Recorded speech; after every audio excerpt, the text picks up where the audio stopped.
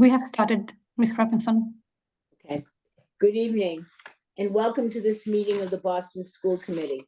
I'm Chairperson Jerry Robinson. We'll begin with the Pledge of Allegiance. I pledge allegiance to the flag of the United States of America and to the republic for which it stands, one nation, under God, indivisible, with liberty and justice for all. Because this is a remote meeting, I will ask Ms. Sullivan to please call the roll. Thank you, Chair. Dr. Alkins, Yes, present. Mr. Cadet Hernandez, Present. Ms. Lima Barbosa, Present. Mr. Mehta, Ms. Polanco Garcia, Yes. Mr. Tran, Present. Mr. O'Neill, Ms. Robinson. Present. Thank you. We have a quorum. Thank you. Tonight's session is being shared live on Zoom. It will be posted on the school committee's webpage and on YouTube. The recording will be available in all of the BPS languages. Tonight's meeting documents are posted on the committee's webpage, bostonpublicschools.org/school committee, under the February 28th link. The meeting documents have been translated into all of the major BPS languages. Any translations that are not ready prior to the start of the meeting will be posted as soon as they are finalized. The committee is pleased to offer live simultaneous interpretation in Spanish, Haitian Creole, Cabovariano, Cantonese, Mandarin, Vietnamese, and American Sign Language. The Zoom interpretation feature has been activated. Zoom participants should click the globe icon at the bottom of your screen to select your language preference. I want to remind everyone to please speak at a slower pace to assist our interpreters. We're delighted to begin the meeting with the presentation of citations. Tonight, we are proud to honor 25 very talented and dedicated teachers who have earned or renewed National Board certification. National Board certified teachers are highly accomplished educators who meet high and rigorous standards. Before I turn it over to Assistant Superintendent for Teacher Leadership and Development, Shakira Ford Walker, to tell us more about the National Board program, I'd like to invite the superintendent to say a few words. Superintendent? Great. Good evening, everyone, and thank you, Chair Robinson. Certainly excited to begin tonight's meeting by acknowledging this year's group of 25 board-certified teachers. Some of you are being certified for the first time, and some of you have earned your recertification. All of you are being recognized with our profession's highest achievement, and for that, we fully congratulate you.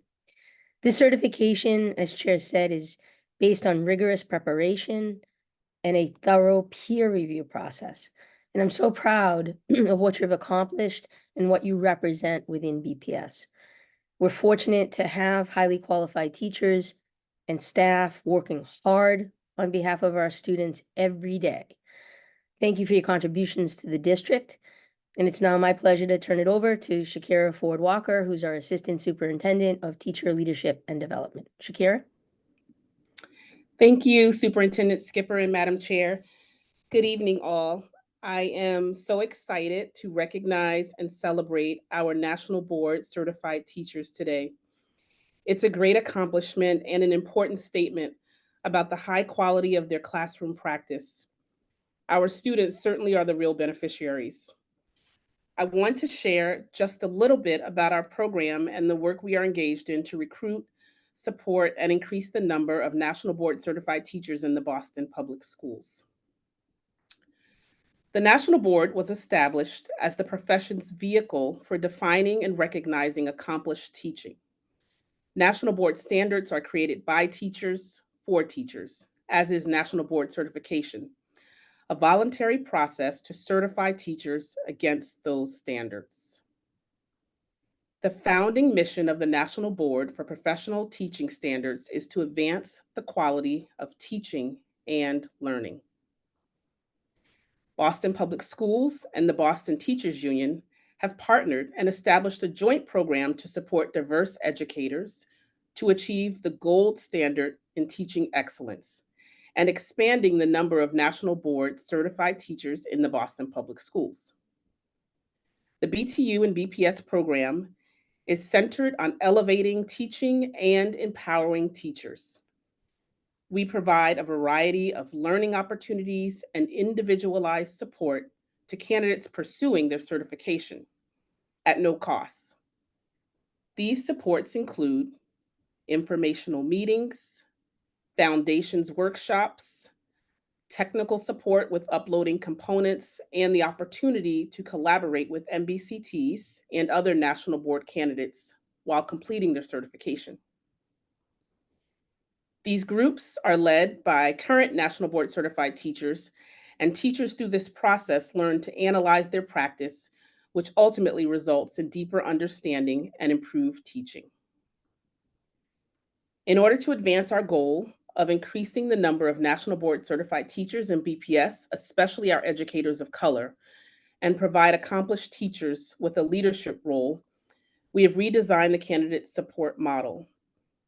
This newly redesigned model has expanded our capacity to support candidates through a more distributed model that engages more of our MBCTs and BPS in an effort to grow our ranks in the school system.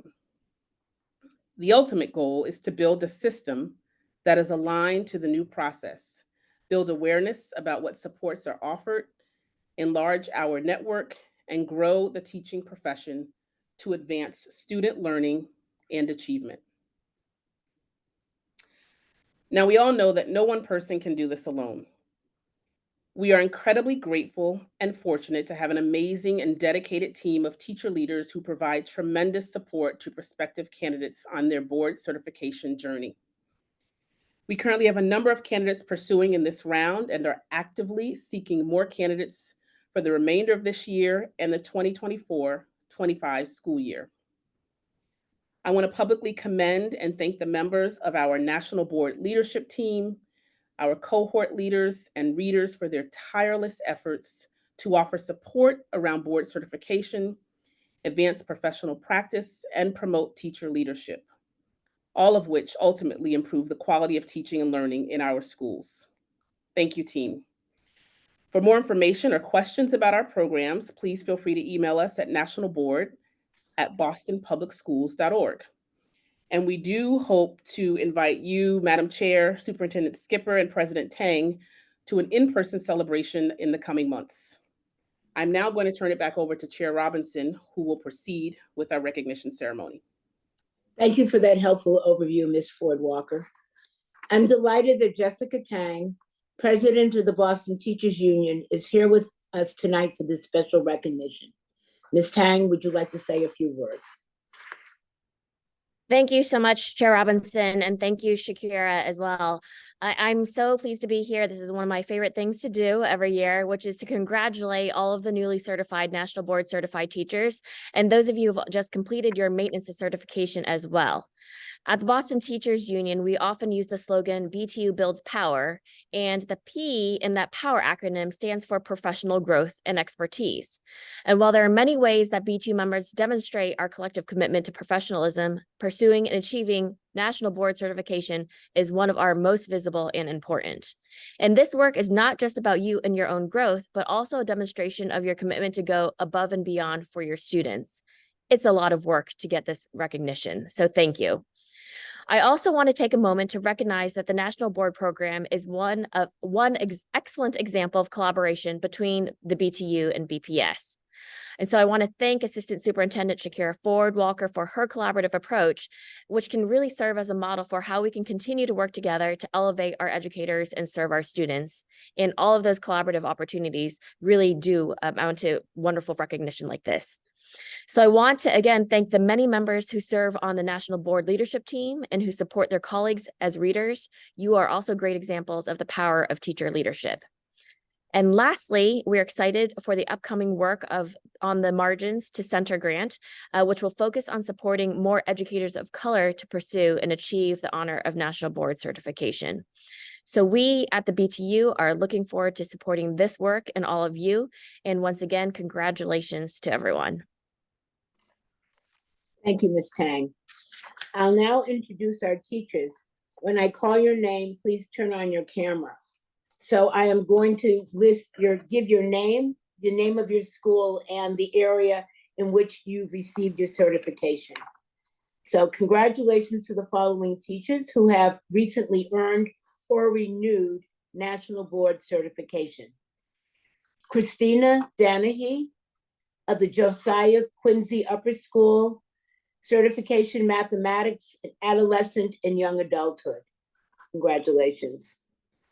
Manuel Gochez Hernandez K-8, Social Studies, History, Adolescence and Young Adulthood. Adeline Mannion, East Boston EEC, Literacy, Reading, Language Arts, Early and Middle Childhood. Alexandra Butalski, English High School, English as a New Language, Early Adolescence through Young Adulthood. Caitlin Fleck, Dudley Street Neighborhood Charter School, Generalist, Middle Childhood. Alexa Kinney, Dudley Street Neighborhood Charter School, Exceptional Needs Specialist, Early Childhood through Young Adulthood.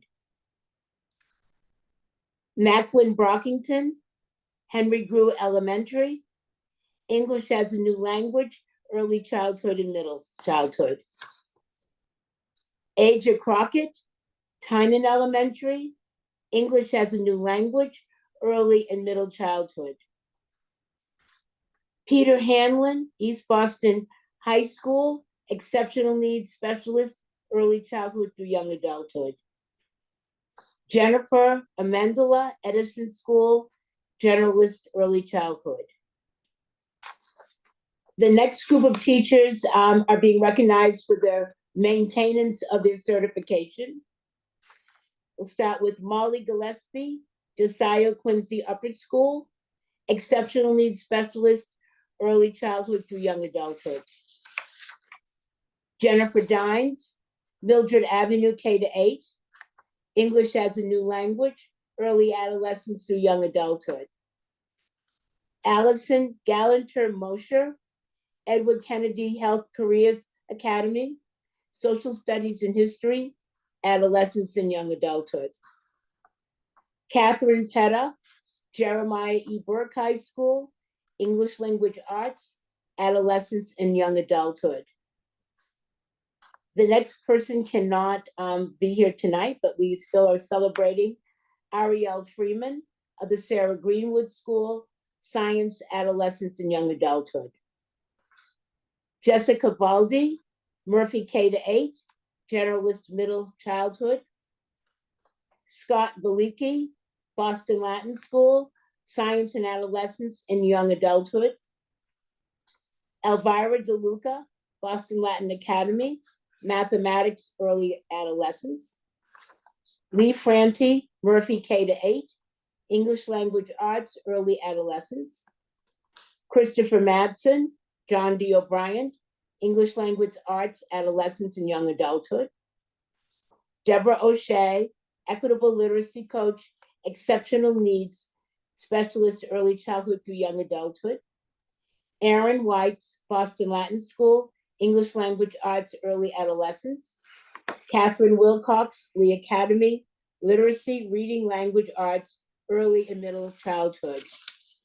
Congratulations to all of you. We have citations and pens that we will send out to you. Congratulations again, and thank you for raising the level of excellence in our schools. Thank you all. Congratulations. Congratulations.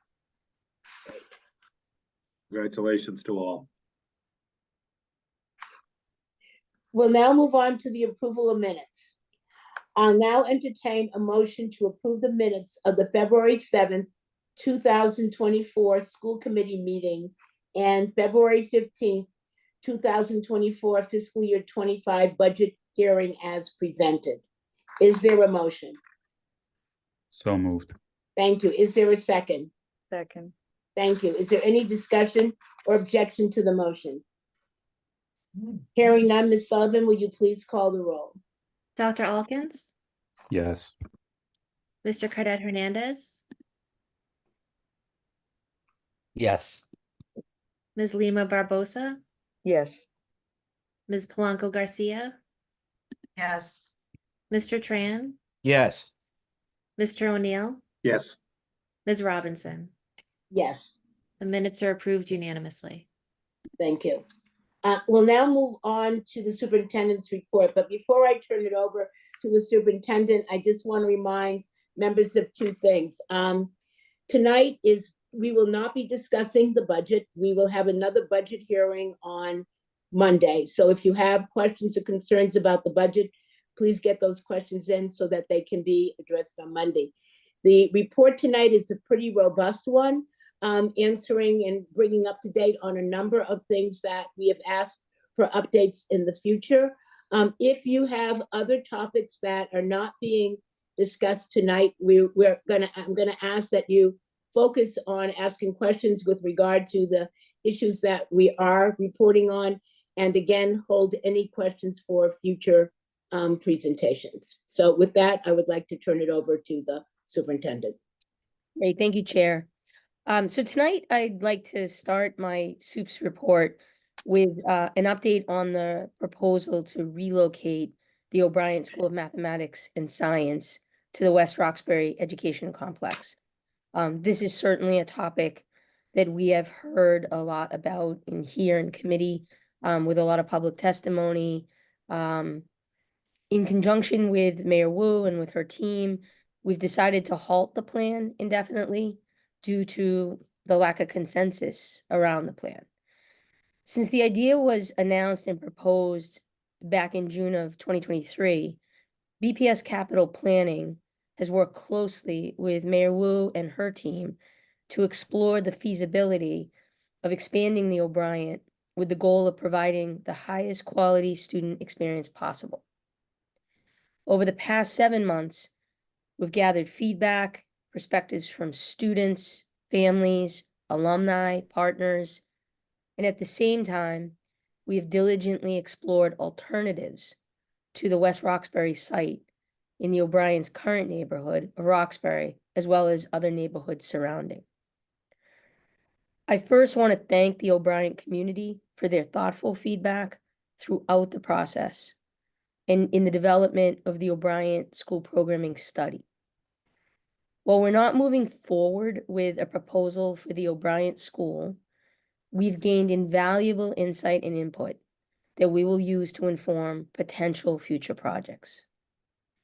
In an effort to create space for discussion, to answer any questions, we've decided to repurpose a meeting that was scheduled for a pre-planning community visioning session with the O'Brien community to actually afford the opportunity to have some dialogue. And so that will take place on Wednesday, March 13th from 5 to 6 p.m. And at that time, I'm sure there may be questions. There'll be a team ready to be able to answer and to be able to create that space to have that dialogue. A link to register for the meeting was shared with the O'Brien and Madison Park school communities last night in a letter explaining the decision and outlining next steps in the long-term capital planning efforts. And I attended O'Brien staff meeting, in which I shared the news with them yesterday as well. We'll continue moving forward with planning processes for other announced projects like Madison Park Technical Vocational High School, the BCLA McCormick 7 to 12 School, Mel King Academy, and the new Shaw Taylor Elementary School.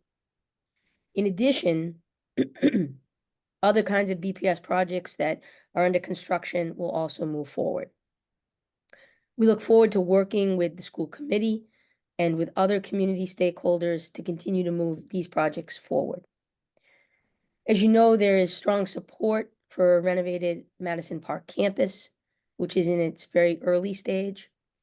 I want to assure everyone that we're moving forward with this project. We will continue to communicate with both school communities throughout the design process, and we expect construction to start for Madison in the summer of 2025.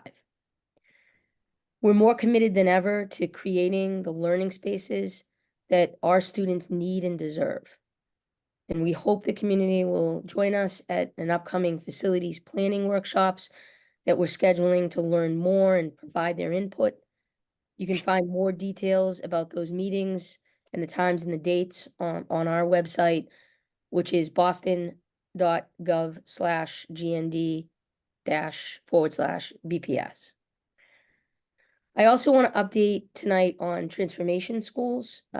This is the second quarter update that we provide. We do it each quarter. As you may recall, as part of the requirements in the Systemic Improvement Plan, which we call the SIP, we're providing quarterly updates to the committee. 2 of those updates are part of the superintendent's report, and the other 2 are larger formal reports that go more in depth. We provided you with an in-depth report in October at the October 18th meeting, and we'll share some key details tonight with an additional formal report to follow in the spring. Tonight's update follows our first quarter report for SY 23-24, which was given October 18th. You received a copy of that report on Friday, February 23rd. And tonight I'm joined by Executive Director of District and School Transformation, Mike Sabin, who can assist with answering any questions that you may have on what's presented. I'm proud of the work that Mike and that entire team does in supporting our transformation schools. As a reminder, our transformation schools is the term that we use in the BPS to refer to schools who have been identified by DESE as requiring assistance or intervention, schools in the bottom 10% of the state accountability percentiles. This slide shows you that, the schools that are considered to be transformation schools. This quarterly update provides an opportunity to share a few things, certainly an overview of student performance on mid-year MAP reading and math assessments. It will update a summary of classroom instruction observation data, mid-year climate survey data and students' sense of belonging, and chronic absenteeism rates. Parallel with our school improvement plans, we monitor progress across 3 priority areas, just as a reminder: student learning, school climate, and attendance, making ongoing adjustments to accelerate improvement. Primary support for our transformation schools comes from our transformation office in partnership with our regional teams. Overall, the slides shared with you show similar performance between transformation schools and non-transformation schools in math, in student sense of belonging, and in non-high school attendance. Our most pressing challenges remain secondary school attendance and student growth and literacy. While chronic absenteeism rates are lower than this time last year, and that's a good thing, chronic absenteeism in grade 9 through 12 in transformation schools is at a 55%. We know we have much work to do here in order to accelerate that decrease. Our student support teams, led by Chief Corey McCarthy, will be kicking off an attendance campaign that we're very excited about later this spring, that we're working on with several community partners, with our faith-based community, to really help, to our students to take the first steps toward returning regularly to school. And I'll share more about that at the next school committee meeting, but I'm really excited about the work, and there's been a lot of thought and participation in getting this attendance campaign up and off the ground. Transformation schools also showed lower growth in reading from fall to winter than non-transformation schools in almost all grade levels. However, transformation schools did outperform the district in grades 8 and 11. We continue to make adjustments and investments to accelerate the improvement. During the second half of this school year, our shared focus across all transformation schools is on purposeful coaching in literacy classrooms to ensure that our district curriculum is reaching and positively impacting every student. In future updates, we'll share further progresses and strategic adjustments that we make to really ensure that we're accelerating growth for all students in our transformation schools. I would also like to provide the committee an update on our support relative to newcomers. As you know, BPS recently welcomed many families who are new to the country and living in the temporary shelter at Melania Cass Rec Center. As of today, the district has welcomed 82 students and anticipates receiving more students as families transition out of the temporary shelter and new families arrive. We're really excited, to welcome the families and the students. Many of them participated in last week's February Acceleration Academies and have really been, folding in and articulating how supported they feel. It's truly been a cross-departmental effort to make all this happen. It's been led by our Chief of Family Advancement, Officer Magali Sanchez, and our Welcome Services Director, Sonia Gomes Ben-Ray. Both of them have been amazing in just operationalizing and being very flexible and nimble as families arrive, whether it's during the weekday, whether it's the weekend. They've just been amazing, showing up to support in whatever way is needed.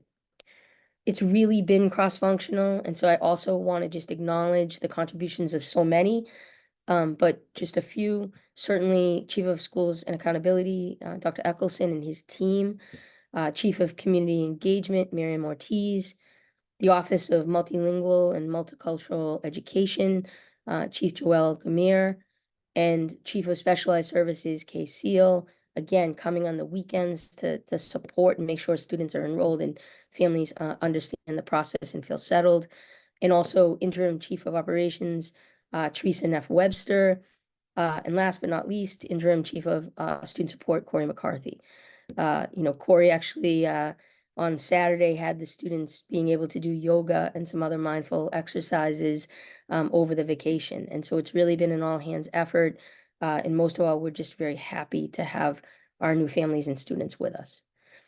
The collaborative efforts of our leaders also, have really provided increased guidance and support to our families as new students are welcomed each day into our BPS schools and really have been embraced by our school leaders, our teachers, and our school communities. Our families staying at the Melania Cass Rec Center, they've traveled a long way to be here, some overcoming really great hardships. During the registration process, the BPS team identified needs that were basic necessities for our students, parents, and caregivers. And I want to give a special shout out to Katie's Closet. We've received a generous donation of some of these really needed and basic items for our students, and they package them specifically for the families and the students with their names. The Office of Family and Community Advancement, in collaboration with other district departments, have organized a drive as well to collect some of these items. More information and a full detailed list of the most needed items can be found on our Boston Public Schools website. But specifically to just share with the public and all those listening, the identified needs, any kind of underwear for men, women, and children, socks, feminine hygiene products, diapers are of a big need, particularly large sizes and pull-ons, toothbrushes, combs. These are some of the needs that families have. Very, very basic, but very much needed. The donations can be dropped off Monday through Friday between 10 a.m. and 4 p.m. until Friday, March 1st at the Bowling Building. And again, that's at 2300 Washington Street in Roxbury. We are extending the hours for drop-off tomorrow, Thursday, the 29th, until 6 p.m. We ask that you come and stop by if you are donating at the welcome desk. When you arrive for directions to you'll see a donation drop-off area. We just want to thank everyone for their kindness and their support and their generosity in service of our students and our families. I mean, this really means the world to the entire BPS team and more importantly, to our students and to our families. So again, thank you to all, and particularly to our staff and our school-based staff who have been so welcoming. Quick update on the Acceleration Academies that were held during the February break. Last week, the Office of Family and Community Engagement expanded learning programs and opportunities acceleration team, which is led by Director Jillian Neskos, offered Acceleration Academies at 24 BPS school sites around the city. An average of 890 students participated in what was ELA-focused academy and enrichment activities around literacy each day. We expect to have the final totals as we're getting the data and the information in. We'll be analyzing those over the next few weeks, and we'll provide those, in an update. The BPS Expanded Learning Opportunities Department has been running Acceleration Academies for many years, with February focusing on intensive ELA support and the April Academy focusing on intensive math support. Students in grades 3 through 12 in need of additional academic support were identified by school leaders for this opportunity to participate in intensive personalized ELA instruction in the morning and then enrichment opportunities in the afternoon. I'm also excited to share that 3 specific high schools, Brighton, English, and Madison Park, they've opted to offer Saturday Acceleration Academies beginning March 2nd as a different kind of model. And we're now offering personalized tutoring sessions across 12 transformation schools in support of student academic needs and as part of the Acceleration Academy portfolio. So these are just different models of how to be able to get supports to students, and I'm proud of our schools and our school leaders for thinking outside of the box about them. A summer update, it's February, but our team has been busy planning for a long time now for the summer of 2024, building on the successes of last year to bring even more resources to our students. The Offices of Family and Community Advancement, Specialized Services, and Multilingual and Multicultural Education are collaborating on our goal to increase the overall participation of BPS multilingual learners and students receiving special education services across our 5th quarter programs. I want to thank Dr. Alkins for asking about the status of the summer planning. I'm excited about the work that the team's been doing as we look forward to longer days and warmer weather. Got a little taste of that earlier this week. We've once again identified Boston After School and Beyond as our partner in the 5th quarter work. It's been a wonderful partnership over time. They're currently working with our Expanded Learning Opportunities team on reviewing both the school and community-based organizations that are looking to offer 5th quarter programmatic experiences for our BPS students. To date, we've received 119 interested partners. Breakdown 66 are community-based orgs and 53 are school apps. This past Monday, Boston After School and Beyond and the Expanded Learning Opportunities team, which we call ELO, have to have an acronym, engaged in training the review team on the rubric that they will use as part of the selection process. In the coming days, the review team will make final recommendations on the portfolio of partners that will offer programs this summer. Once the portfolio programs are identified, the 5th quarter registration platform, which is SchoolMint, that will go live. And we expect this to happen roughly mid-March.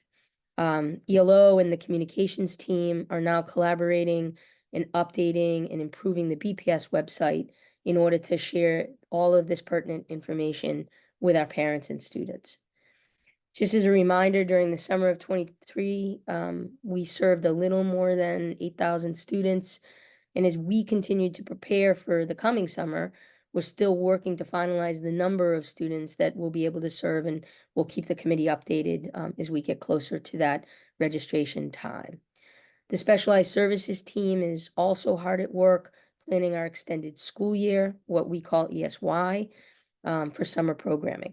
Collaboration with fifth quarter program is ongoing as we work on more inclusive opportunities for our students. And I'm excited to share that early pre-planning has us a month ahead of schedule as compared to this time last year. So communication to families will begin mid-March, and that's been something the committee's asked for, and I know our families have asked for planning purposes. Currently, we have about 2,817 students projected to attend the ESY this summer, and this is a slight increase over last year. As of today, all the jobs that are associated with extended school year are live on Talent Ed, and we're currently interviewing for the site coordinator roles. Just to give a sense of the magnitude for specifically ESY, to run that program, it's about 283 teachers, 208 paraprofessionals, and 216 one-to-one paraprofessionals. And then it also includes transportation, which is in the pre-routing phase. So it really is a large operation to do the ESY as it is to do the fifth quarter. And I'm just incredibly proud of the teams that are involved in pulling this all together. In terms of budget hearings, certainly looking forward to meeting with the committee again on Monday, March 4th for the next FY25 budget hearing. At this point and in the time, we'll be discussing the central office budget. The plan includes many things, but specifically to walk through how we've identified about $17 million in efficiencies within the central office budget and other investments that we're making to support the schools. So we'll look forward to that. Tomorrow concludes Black History Month 2024. At BPS, we'll end February with a Black History Month celebration here at the Bowling Building. Black History Month gives all of us the opportunity to really pause, to reflect, to celebrate the contributions of Black individuals, not only at BPS, but in Boston and across the nation. I'm looking forward to recognizing and honoring our Black colleagues here at the central office tomorrow and in our schools, as well as the progress we've made toward closing opportunity and achievement gaps and creating pathways for success. Tonight, Chair, I'd like to close by just giving some exciting news in the BPS Athletic Department. Congratulations to the 2024 City League champions for their wins at last week's basketball playoffs, an annual tradition and the highlight of the school break. For the boys, Charlestown High School prevailed over Burke High School, their first City League title since 2010. The Seatown victory was a very special moment for sophomore player Jalen Hunter Coleman and his father and Charlestown alum coach Hugh Coleman. Boston Latin Academy also defeated New Mission to claim the city's girls city championship. The Dragons dedicated their win to their coach, Bill Dever, who's been sidelined this season with an illness. We wish him a speedy recovery, and we congratulate Boston Latin Dragons. You know, we get reminded when we have these kinds of tournaments and events just how important they are, not only to the students, but to the entire school community. From sports and arts to debate, science fairs, we have the STEM fair on Saturday. All of these provide opportunities for our young people and our community to come together and really show their pride and their support in their school. I also want to acknowledge the work of photographer Joe Allen, who continues to capture these moments so that they can go down in history and be looked at with many great memories in the years to come. That is a long but extensive superintendent's report, Chair, and so I know that that's a lot of information. Per the chair's request, I'll take any of the on-topic questions, and I'll turn it back at this point to you, Chair. Right. Thank you, Superintendent. I'll now open it up to questions and discussions from the committee. I want to remind you, my colleagues, about our agreed upon norm that we each have 5 minutes. That's 1 to 2 questions. And I'd like to remind BPS staff to be brief in your responses. And I'd also like to remind everyone to speak at a slower pace to assist our interpreters. Thank you. I'll start with Ms. Polanco Garcia, followed by Ms. Lima Barbosa. Okay. Thank you, Madam Chair. Thank you, Superintendent, for your report. Quiero comenzar felicitando a este grupo de maestros.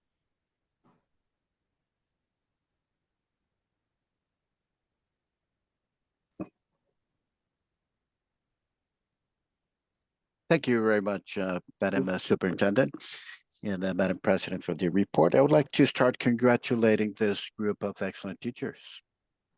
Gracias por elevar su excelencia, por ampliar la calidad con la certificación de su excelencia para ponerlo a favor y provecho de nuestros estudiantes en Boston. Thank you very much for promoting the excellence of this great certification to be able to make this accessible towards the education of our students here in Boston. Y también quiero reconocer a la Unión de Maestros por tener siempre esa visión y empujar a sus maestros siempre a la excelencia. I'd like to congratulate as well the BTU for having that vision and to push the teachers for that excellence that they are able to accomplish. Para mí, los maestros son maravillosos y hacen un papel esencial. Para mí, yo considero los maestros como trabajadores esenciales porque nos ayudan y son la segunda mano en el hogar para la educación de nuestros hijos. Estoy muy orgullosa de que mi hijo tenga maestros de Boston, específicamente ahora está en la Josiah Quincy y estoy muy orgullosa de esa escuela. I have to say that I'm very proud. One of my kids go to the Josiah Quincy Elementary School, and I'm very proud of the teachers that we have there. Teachers are wonderful. I do consider them as essential workers because they are all the help that they're able to provide to the families, to the students. And I do consider them as the second hand after the parents in terms of the education.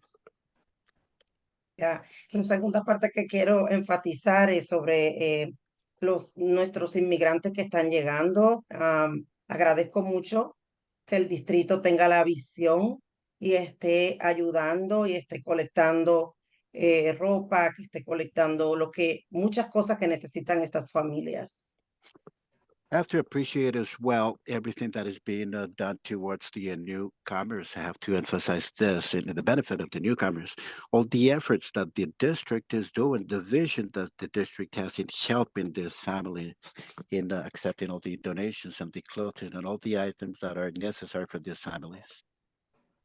He sido testigo de primera mano cómo el equipo de Ana Tavares, Miriam, han hecho un trabajo y están haciendo un trabajo magnífico con la colección de la ropa, de los insumos, de todo lo que estas familias han podido necesitar. Y créanme, va mi mayor agradecimiento y reconocimiento por esto que ustedes están haciendo. I have my utmost appreciation. I've been a very first-hand witness, I have to say, for all the work that Anna Tavares and Miriam had been doing regarding this and collecting the clothes and doing all the help that is necessary and collecting the items for these families that are in need. Muchos de ustedes saben, los que conocen mi historia, que yo estuve en un refugio del gobierno. Yo viví en un shelter de la ciudad de Boston por 2 años y medio. Many of you know my personal story as well. I actually lived in a shelter for about 2.5 years, a shelter here in the city of Boston. Y quiero decirles que hace una diferencia cuando la escuela le da seguimiento a los niños y a la familia, a los estudiantes y a las familias que llegan a Boston. I have to say as well that that makes a significant difference. The fact that we are monitoring the schools and the families, and we are following up on those needs for every student that comes here to the district in Boston. En ese sentido, mi pregunta es si ustedes están dando, aparte de este apoyo que están dando a la familia con insumos, con materiales, con ropa, si ustedes están brindándole un apoyo socioemocional, si el distrito está pensando o le están dando ayuda, porque el apoyo socioemocional es bien importante para estas familias que muchas veces nuestros niños no entienden, muchas veces nuestros niños necesitan poder entender y las familias también. Entonces quiero saber si el distrito está proveyendo apoyo socioemocional a estas familias. So my question is basically, besides the support that has been it's being provided in terms of clothes and all the donations that are being given to these families. Is there any type of socio-emotional help being provided? We have to be cognizant of the help that they need in that realm, in the socio-emotional realm, because many of the kids do not know exactly what is happening. So the question is, are they getting any socio-emotional help besides all the material support that is being provided to them? Yes, thank you for that question, Member Blanca Garcia, and for sharing your own experiences. The answer is yes. So as the students are placed and assigned to schools, we're making sure that the social workers that are at those schools and other social emotional supports are made available to the students and to the families.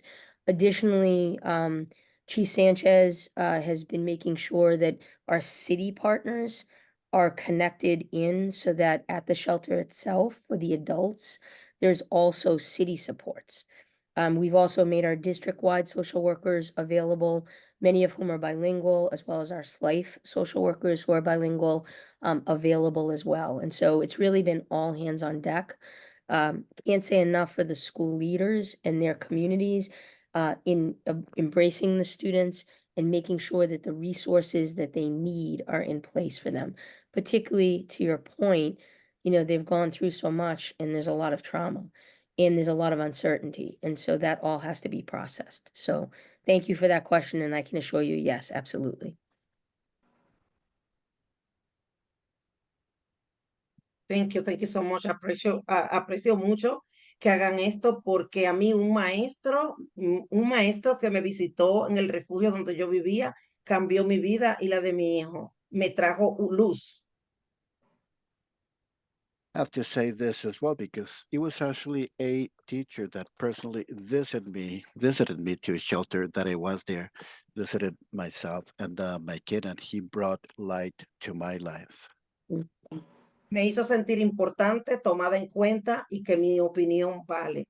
Entonces, por eso para mí, la intervención que puedan tener temprano con estas familias de apoyo socioemocional es bien importante. Y muchas gracias. That made me feel that I counted for, that I'm important, that my voice is important as well. So it is very critical that this type of help is provided. I'm referring to the socio-emotional help that these families need. And I thank you very much for that. Thank you. Thank you. Thank you. Thank you. Ms. Lima Barbosa? Thank you, Chair. Thank you, Superintendent, for the update.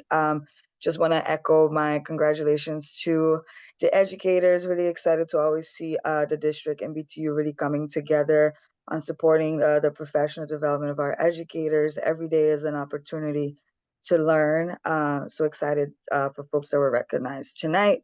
Superintendent, I just wanted to really amplify how important I'm really not excited, but I feel really confident about the superintendent and the city deciding to halt the conversations around moving OB to West Roxbury, because for a really long time, the district has always been criticized of not listening to the community or rushing the process. And I think this is definitely an opportunity, an example of all of us sort of taking a pause and not stopping to continue to have these conversations, but still going back to the OB community of reset that conversation, right? And see how you can input a lot of the concerns they had already shared and ideas that they have. So this can be truly a process that community is feeling part of it from the beginning to end. So I just wanted to really commend you and the mayor for making this really hard decision, because at the end of the day,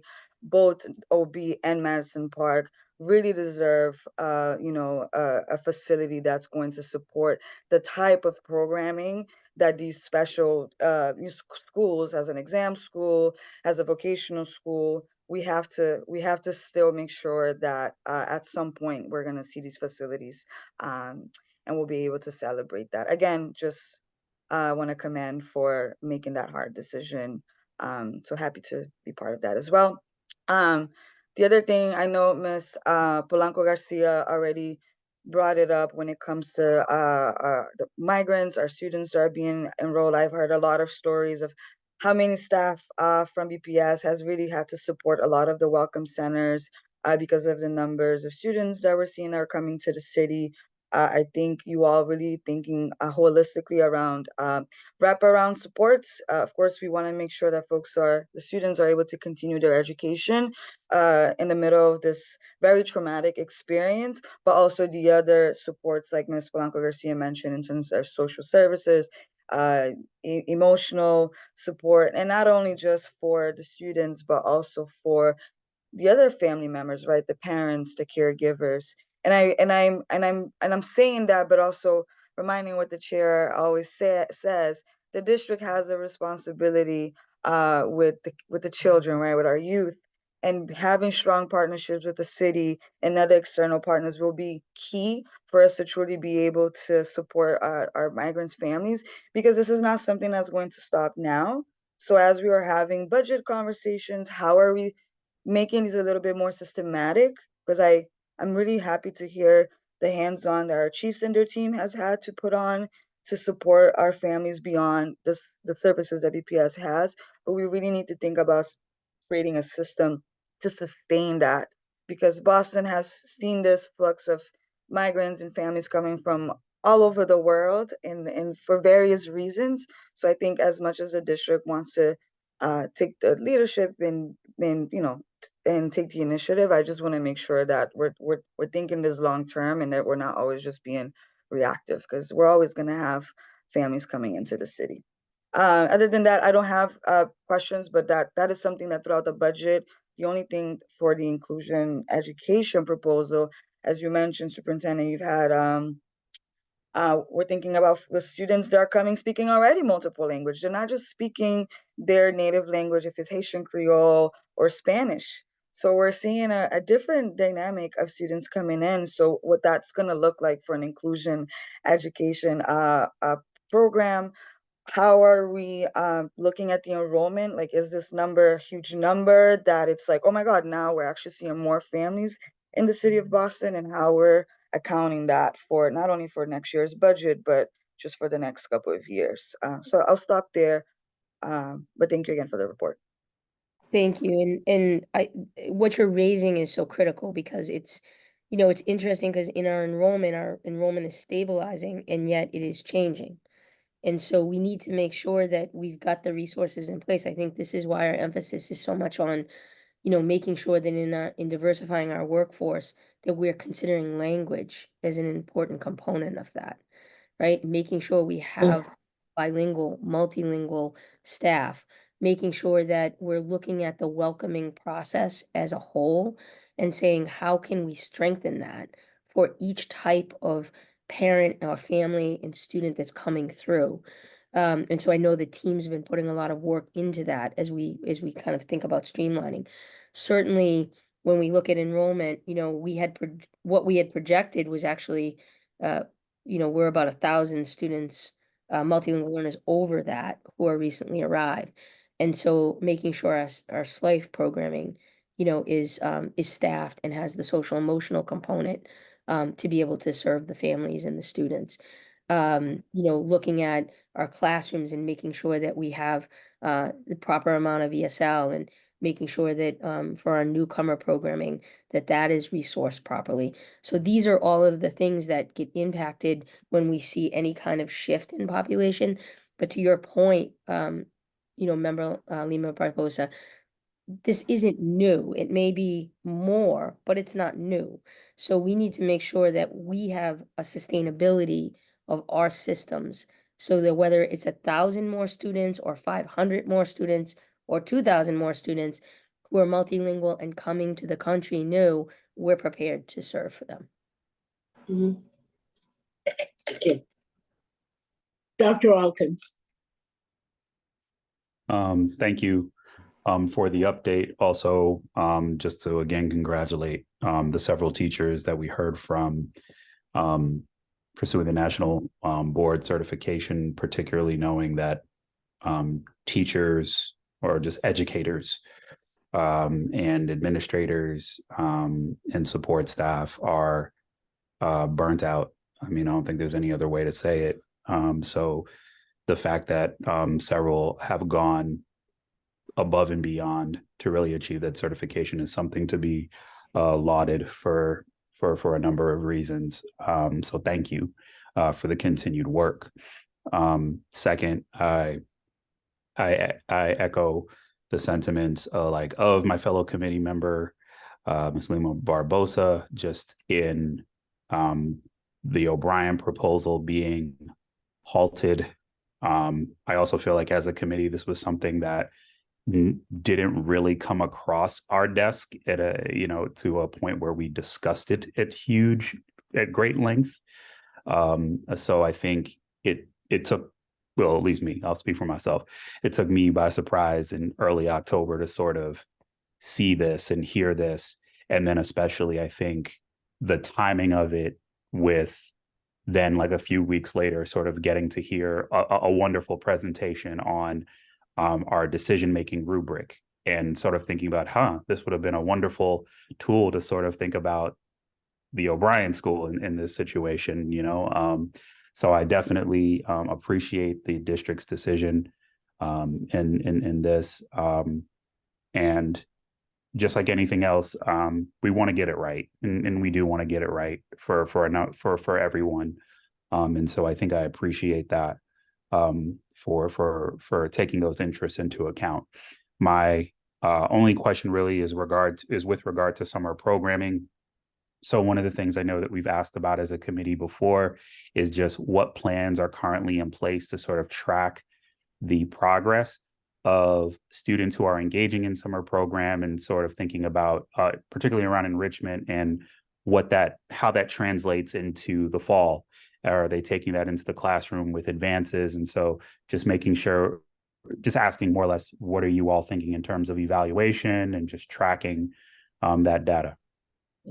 So that is definitely, the longitudinal impact is definitely one that we're looking at, not only like accumulation of one summer, but students who participate regularly.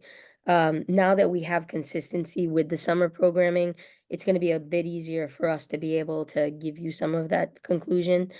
I think the other piece to this is the data around the partner component, and that is what programs are chosen highly by students, what programs are attended highly by students, so that it's actually both sets of data that I think will ultimately influence the programs that we offer, and making sure that the students who most need it are the students who are getting it, and then being able to kind of show what does that mean in terms of their interest in school, relative to attendance, and or academic performance. We sort of know nationally what that data is, but we haven't had a consistent amount of kids with the pandemic, post-pandemic, to really sort of look to say, like, does that hold true among our student population?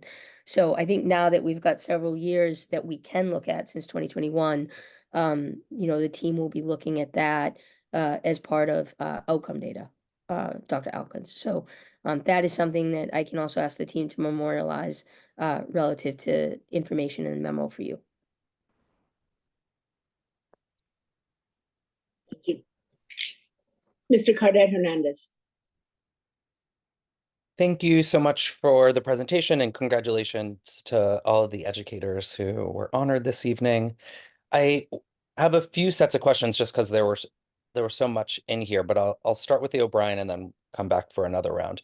I guess you mentioned that like we've learned a lot and we'll talk about that, but I am curious, like, what did we learn specifically and what will we do differently? I think, the critique externally to Dr. Alkins' point, right, it was we were in the middle of launching a master facilities plan, which has since become a rubric.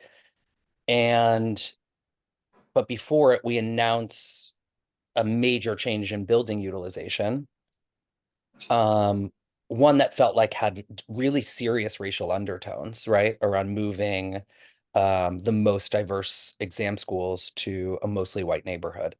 And so I guess I'm just sort of curious, like, what is the plan to do something different? We've had a lot of conversations here around like members not wanting to see piecemeal proposals around a facilities plan. So I am just curious, as we pull back, and I think it's a great decision, and I think it takes a lot of courage to do that, because it's easy for sort of politically to try to save face in the midst of not the best decision. And so I appreciate our decision to pull, and at the same time, I'm curious, what do we actually sort of own that we will do differently moving forward? So I think that, I mean, I think there's a couple answers to that. I think one is certainly around the family and community engagement process. I think we've taken some of that already, and that's in part what's sort of going into our process with the long-term facilities plan. And it's why we're putting so much effort into the workshops to be able to share and to explain what our process is. I also think that with the O'Brien, we did some additional workshops that was to try to understand from student and family perspective and staff perspective what they see the O'Brien as and what that experience at the O'Brien should be. And so that is information that we will certainly carry forward, so that as we continue, to look for solution sets and possibilities, we now have some critical information as to what a new, a building or a different building, or a renovation could look or take form of. So I think it's kind of both, right? One is around the process, and the other is very specific to O'Brien, and that data. Copy. Thank you.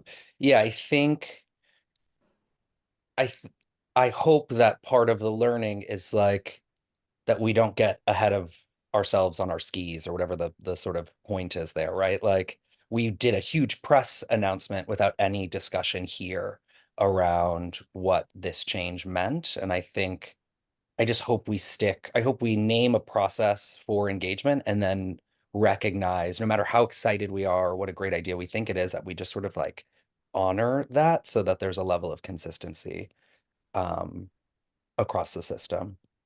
The second question I have around this issue is, we talk a lot about O'Brien in this, but part of the proposal was a pretty major expansion to technical education across the city, and significant for early grades and for high school. I'm curious how you're thinking about that now. What's the vision for Madison, but also for technical education more broadly? And is there still a commitment to growing those seats across the city, despite under enrollment still too, sort of both things true? Right. So I think in terms of Madison, we've been clear that we're in the early stages of that design, but that is fully supported and that will go forward. Having, a world-class tech voc high school in a city like Boston is essential. And I think everyone's very excited about that. And so that piece is going to happen. That takes place of tech voc in that particular location, and for the programs that are certified, in a voc tech setting. Beyond that, I think part of the secondary work that we are hard at work at is helping to look to say, how can we, in the high school redesigns, have our high schools have this combination of both strong early college and really good community, a career connection. And that's where there's lots of opportunity, not just for technical ed, but there's lots of opportunity for other kinds of industry-based to be able to spread those out. I think EMK is a good representation of that, where you can really take something that is already there in terms of healthcare, marry it with healthcare partner in the form of Mass General Brigham, and be able to really expand that for a group of students that would be interested in it. East Boston has aviation that they're really excited about and want to do. So I think it's both, and having Madison Park as that world class is absolutely needed. And we also know that that can only educate so many kids. So what are the other opportunities that we're able to do at the secondary level, which is now defined as 7 to 12, but we know that a lot of that interest gets garnered earlier than that. And so that will be additional work we'll be doing on career connection in the younger grades with the 7th grade, as a way to be able to help students and families see the opportunity and what's possible. Thank you. You're welcome. Thank you. Mr. Maida. So just congrats to the teachers. One of them was actually my fourth grade teacher, which is nice to see. Um, uh, uh, I'm glad we didn't move forward with it on the O'Brien merger. No, why is it a merger? On the O'Brien decision. Just gonna they all already said it basically. And I just wanted to ask, I know it's still early, but like, what does this decision kind of mean in terms of how it's going to affect Madison's new campus? So we're actually able to move forward. It means somewhat less space for Madison, but it doesn't compromise the programs. That's the essential. The one of the things that we won't be able to do is move forward with the reinvention of the Adult Ed Center, which was part of that, the design that could have worked with the whole complex. But Madison Park itself will be able to have the programs that it's been looking for, the student population that it's been looking for on its current site as it's built out.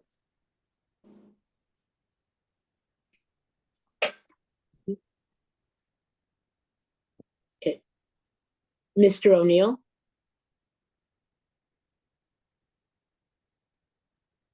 Thank you, Madam Chair. So Superintendent, specifically with your report, and first of all, obviously, congratulations to the teachers we honored tonight, the National Board Certified. I always love this, and when we honor people within BPS who get their doctorate, because in both cases, doctorate in education, because in both cases, they're pushing to the highest level of professionalism in their chosen profession. And so great thanks to those teachers we honored tonight for their commitment to their students in their classroom and by pushing to the highest level of their profession. Superintendent, with regards to your report, others have spoken about some other issues, so I want to go straight into the transformation schools update that you gave. And two questions. One is really about the chronic absenteeism slide that we saw, and your thoughts and Mr. Saban's thoughts, obviously, around chronic absenteeism, and particularly the high school one. That number is just stubbornly high. And, as I've talked about at previous meetings, we say literacy is step one, right, to get all of our children to read and write. But if they're not in school, it's not going to happen. So really step one is getting them in school. And I'm interested in, I saw the K-6 was starting to come down, and that's great, but high schools remains high. So if we could talk about that for a second.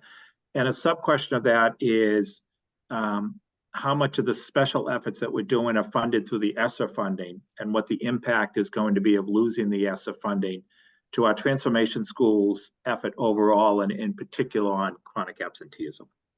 Sure. So I'll invite Director Saban in to give him the first word, and then I have lots of thoughts on the chronic absenteeism. Thank you, Superintendent. And I know you aren't particularly expert in the area of secondary attendance, so I look forward to your comments. So from a positive point of view, we do see these improvements in attendance or declines in chronic absenteeism in the K-8 space, which is exciting to see. And it's significant, though there's still a long way to go. And then in the secondary space, we see improvements in chronic absenteeism, or you could say reductions, but they're very small. And so that it really is troubling because the number is quite high in the transformation secondary schools. And I will say this is a stubborn issue across the country. As soon as today in the ASCD publication, there was an article about how just looking at the data about attendance does not change it. It's obviously the actions that are taken in relation to each student, each family. So I don't have an easy answer to this issue other than we're working within each school to make sure there's a strong attendance team and a strong plan. And then we're working across schools to share the things that the schools are doing. And on a parallel effort, there are citywide and even statewide initiatives going on, I think, that the superintendent will talk more about. Just to briefly answer the ESSER question, very few of our special supports for transformation schools are on ESSER. So while all schools in the district are in some way impacted by the loss of ESSER funds, those are not the funds that have been primarily giving special supports to our transformation schools, which is a positive thing. And I'll turn it back to the superintendent. Great. So I could go on a lot longer than 5 minutes on this, but I will say, I'll distill it in my thinking. I think that there's like kind of 3 things driving a lot of the high school chronic absenteeism. One is a lack of purpose. One is pandemic related mental health and kids having to work to contribute to the family because they're still rebounding, from what was the pandemic. And the last is relationship. And I think, high school students are a lot like, they're really like adults, right? They want to know that the school they're coming to, they feel connected and they have adults and students that they feel a sense of belonging with and a community with. They too can actually manage to get there because life stuff isn't getting in the way every day for them. And 3, they feel purpose, like they know why they're going and what they're getting from it. And I think the pandemic disrupted a lot of that. We see in the data, to me, a really good poignant point, which is the data that says when a student is in one of our early college programs, one of our career network programs, they're connected into something with purpose, they are so much more inclined to graduate high school. And that means when you backtrack that they're coming every day, that they're coming on a regular basis, they're passing their classes, they feel that connection and that purpose. That is why we're trying to accelerate that work so quickly. In particular in the schools that are seeing the high absenteeism, because that is one of the symptoms that it will kind of unearth and get at. I think the second is a little bit harder, which is many of our high school students who are now of working age have to continue to work. They are part of the fabric of bringing money in. And that's harder because it's not a choice for them. It's actually like life. And so I think ways that we can be creative around learn to earn, and have paid internships that can sort of be part of the high school experience and get credit for, these will be the things that we have to think out of the box to be able to reach out to the students and get that population in. And then the relationship piece, which is what we're hitting at with the mentoring programs that we have. We have a goal of 1,000 mentors working with the kids. That, along with the attendance campaign to really help students to identify who are the healthy relationships for them in their high schools, whether it be a faculty member, whether it be a mentor from the outside that is checking in on them and encouraging them, or whether that's a peer. Like, this is going to be essential that every student can name not 1, but 2, 3, 4 people. That's the hard work we have to do here to be able to create the reset that we need. And that's not just Boston, that's everywhere. So we are hitting this at a bunch of different levels. The attendance campaign has had a lot of thought and energy put into it. Chief McCarthy has been working on it. We want to get the faith-based community is excited about it, wants to help. The nonprofits are excited about it. The city's excited about it. This is going to be a big launch for us, and it'll carry all through next year. Additionally, the mentoring and the 1,000 mentoring, and really that programming, the early college and the career piece, those are the things that we've got to move much quicker. I agree so much with each of those pieces. So thank you for laying it out as you did, Superintendent. Thank You're you. welcome.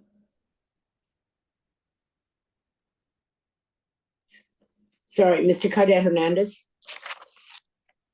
I have some questions about transformation schools as well. In the previous presentations, we had talked about sort of moving the presentation, focusing it on school data, not just sort of lumping all of the schools together.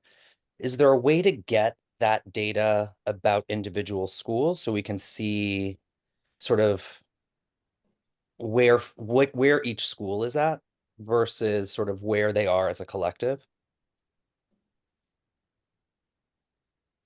Go ahead, Director Saban. Sure. Thank you. Thank you for your question. So we shared for the overview slides as we do the more general data. There is a spreadsheet linked, I think, to your slides this time, embedded in the slides. That is the start of a stoplight report. I think that perhaps you were the one who proposed, and we've been developing it. So there is some school level data embedded, and then the overall data that we're publicly sharing in the slides is more the summary level data. Copy. I guess it's sort of separate, and I didn't see the spreadsheet, so I'm going to ask some things that might be there, but I think probably matter for the purpose of this conversation. One, thank you for your work. And I guess a second question here, which I've sort of alluded to before, how does this work overlap with the facilities work that we're doing? And as we're thinking about the sort of long-term plan for the system, some of it is about space, but how much are we connecting it to school performance and student outcomes?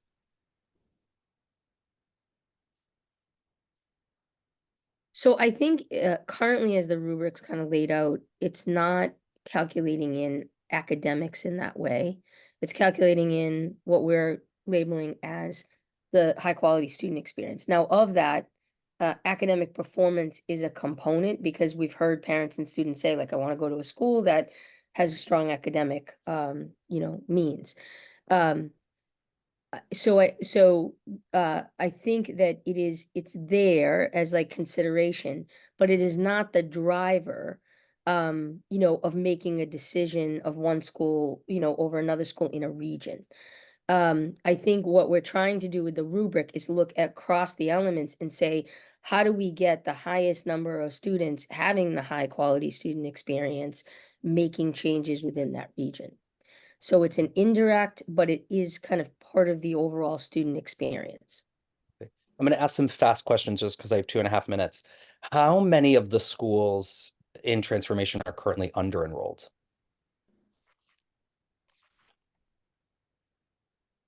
I don't personally have that number, Yeah, but I I think can we would find have it. to.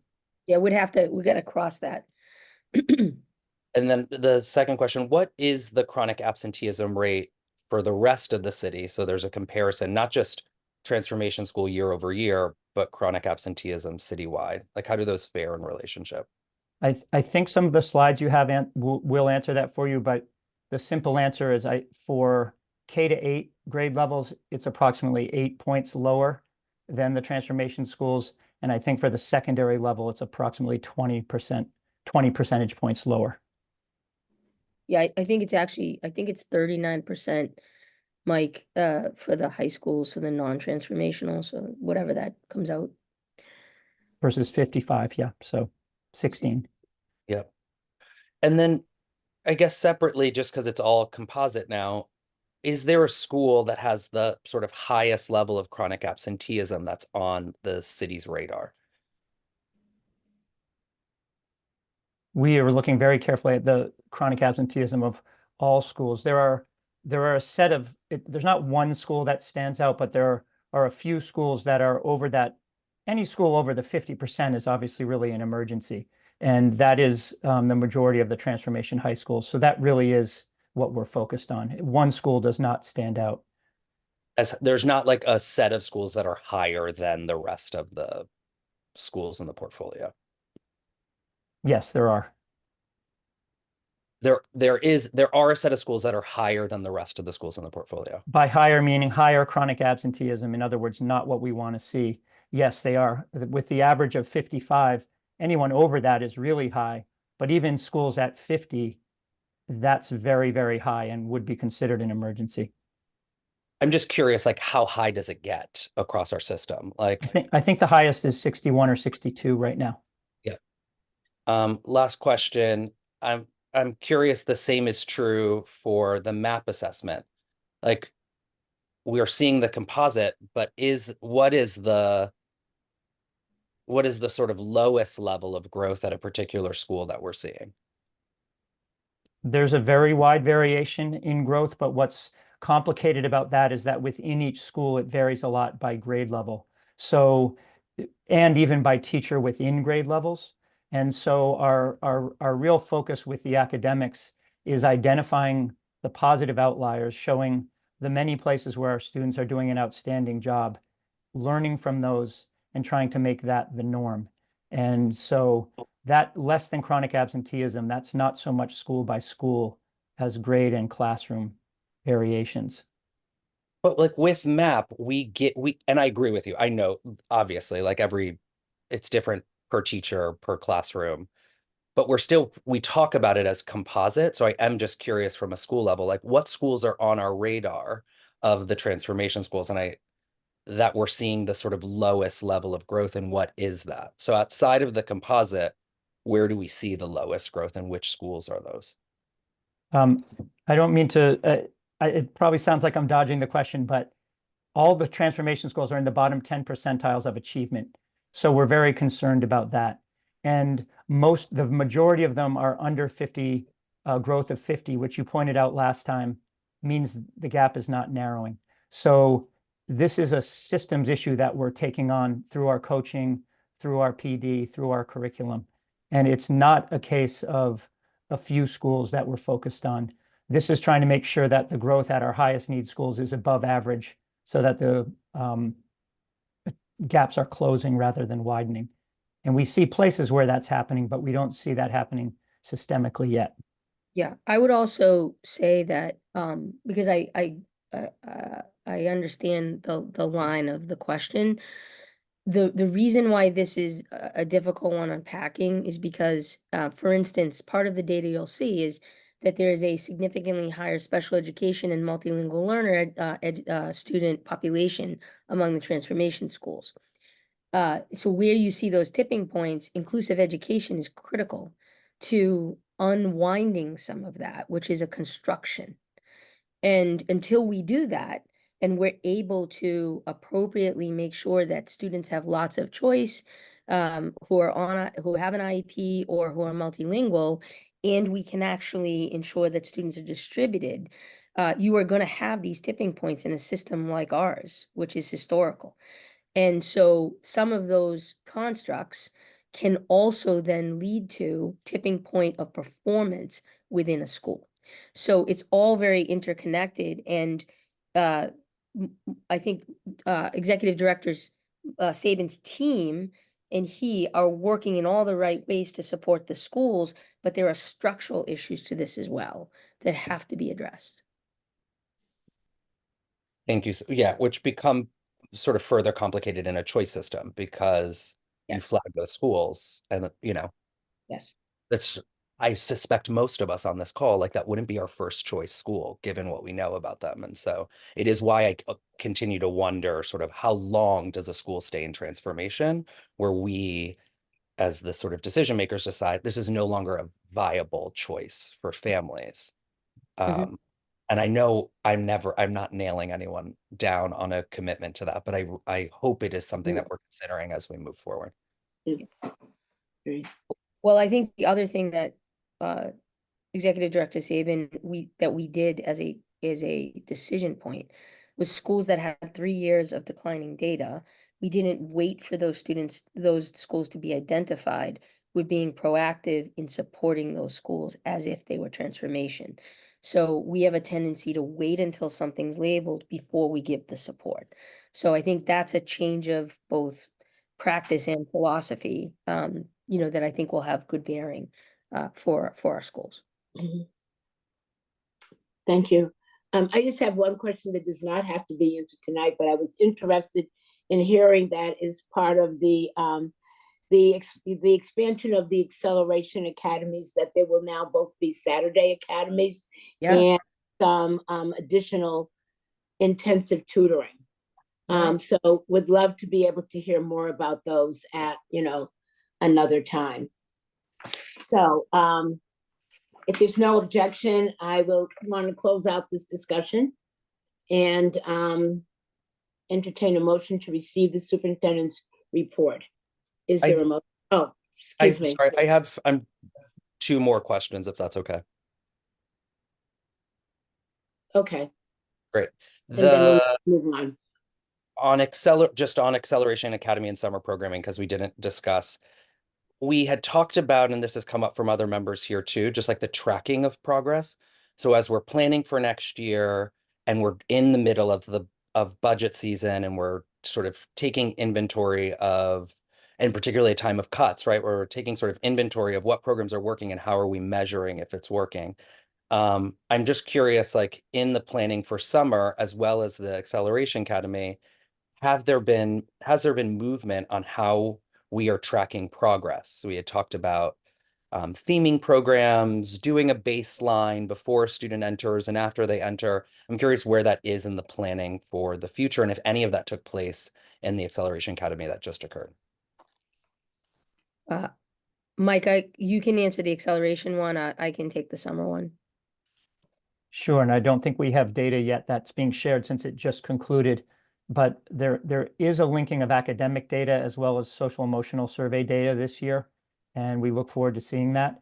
And there was a very active response to the attendance data from last year, which is what led us to have more flexibility and encourage schools to work with the program model that was most likely to get extra time with great teachers to their students, which is why there's more tutoring in the Saturdays in addition to the vacation academies. And I'll Fantastic. just say that team has really done a great job with these vacation academies. Yeah, I would echo that. I think this is an example where, to your point, member Cadet Hernandez, like we're taking the data that we had and then made very strategic decisions, but then also the data that we overlay of the tutoring, knowing that intensive tutoring actually has better outcome, but it's very hard to do that systemically. So how do we really pinpoint that into particular, like a pilot, to be able to figure out what we need to do to then expand it? So I think that Mike's team has done a really great job with that. I think it also has caused our Acceleration Academies that have run to be much more attuned to the attendance, to recognizing how important it is that students are there, and then to looking at the data of whether students feel that they grow during that time, what's their experience during that time. Again, they vote with their feet, right? One way or the other. So I think that piece, and now marrying that to the outcome data, that as we see those students return, what is the difference? As we see them take something like a baseline of MAP or their next MAP or their MCAS, do we see that bump, right? That's how we're going to kind of get into the right portfolio of model to be able to marry to the kids' needs. That's really helpful, and I'm glad to see us tracking that. I look forward to hearing what the outcomes are. Last question, is there any update on the mid-year report and the data outcomes that we requested after that was shared with us, I think a month ago? I think that we had prepared a memo. I will have to get back to you on that, because I know that we had responded to the request, and I believe we had done a memo. I just want to make sure that it's gotten to you. Thank you. You're welcome. Thank you. Right. So again, if there's no objection, we'll close out this discussion. I'll now entertain a motion to receive the superintendent's report. Is there a motion? So move. So moved. Thank you. Is there a second? Second. Is there any discussion or objection to the motion? Hearing none, Ms. Sullivan, will you please call the roll? Dr. Alkins, Yes. Mr. Cadet Hernandez, Yes. Ms. Lima Barbosa, Yes. Ms. Polanco Garcia, Yes. Mr. Tran, Yes. Mr. O'Neill, Yes. Ms. Robinson. Yes, The report is approved unanimously. thank you. I would like to pause here and take a moment to acknowledge that tonight will be the last school committee meeting for our long-term executive secretary, Liz Sullivan. Liz has accepted a new position in another school district. First, I want to congratulate you and wish you the best of luck as you begin your new role. Please know your many friends at the Boston Public Schools will miss you. Since becoming a member of this body, I have been duly impressed with Liz's ability to graciously handle the many disparate tasks needed by the committee and the community. Grace under fire is the best way to describe her, and I thank her for all of her support. Over the years, Liz has become a trusted advisor and valued thought partner to her colleagues at the school department and across the city.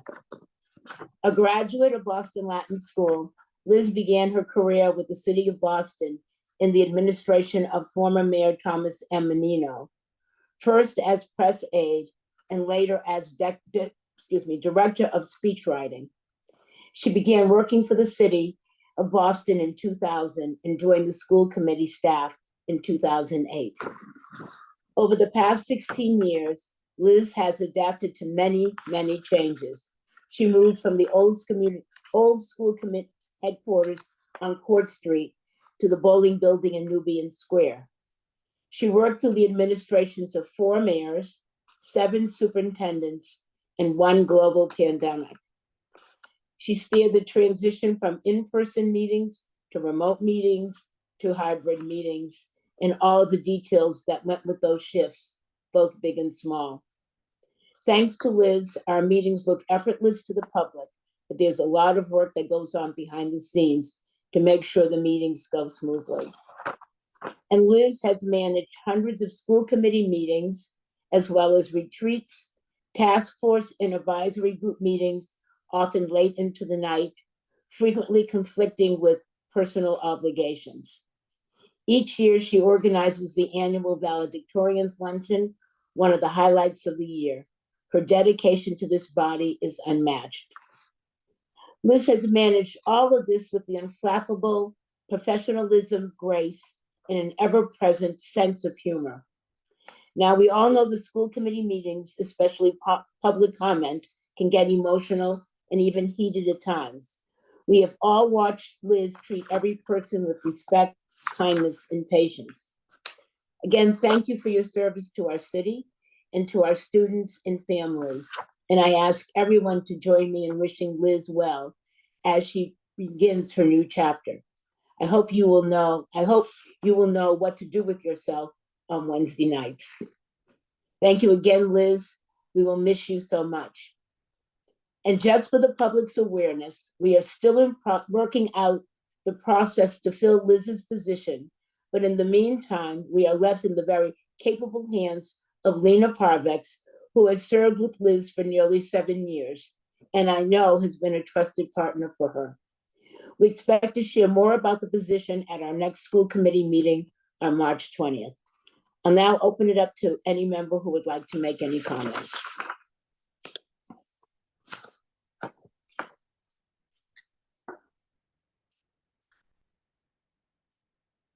Okay, I'll start with Superintendent, then go on to Ms. Barbosa and across the board. Okay, Superintendent. When I first found out, I contacted Liz immediately. I said, "Say it isn't so." But you are going to be incredibly missed. You have been a constant throughout my time in all different roles. You know, you have been the constant. And when I think of you, you know, you're just so professional and respectful of everyone, members and the public alike. You also just have such a deep knowledge that is so difficult to replace because it's a knowledge that exists not just in the school committee body, in its rules, but it's also BPS in its history, and it's also our city. And so you have left an indelible mark that, you know, your shoes are like Hollywood. And we are going to just miss you so much. And you just always have made a really difficult job look easy. So it's a great model for the rest of us. So on behalf of BPS, I just want to thank you. Personally, I want to thank you. And I wish you all the best in your new role and to you and your family. Thank you. Ms. Lima Barbosa. Thank you, Chair. Liz, I was really sad when I heard about it. I know you and Lena do y'all are such a great team doing this job of managing all of us committee members, the meetings, just making sure that we are meeting the expectations as committee members, and just all the service that you've put in the city with the district. It's just, you know, really commend you, and I just want to thank you for that. And the new district that you're gonna work at, it's very, very lucky to have you. And I know you have a lot to bring to the table in terms of best practices from all the things that you experience here in the city of Boston. So congratulations, good luck on your new chapter, and the district will always be here. Thank you again. Yeah. Dr. Alkins? Yeah, congratulations for one, and certainly you were my first touch point for the committee. And so I think the welcoming nature that, you brought sort of, it really felt like I was being welcomed into a family that was sort of fighting the fire together. So I appreciate you being alongside in these discussions and sort of guiding them and making sure that we're staying on track with those things. And I cannot thank you enough for the for the repeated emails and of all the updates and all the moving parts that are happening as you're getting updates from the district and getting them to us as soon as possible so that we can be as prepared as we can be.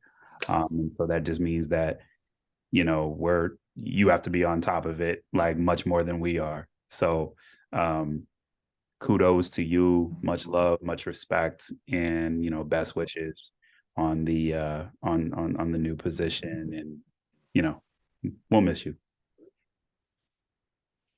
Thank you. Ms. Polanco Garcia. Thank you, Madam Chair.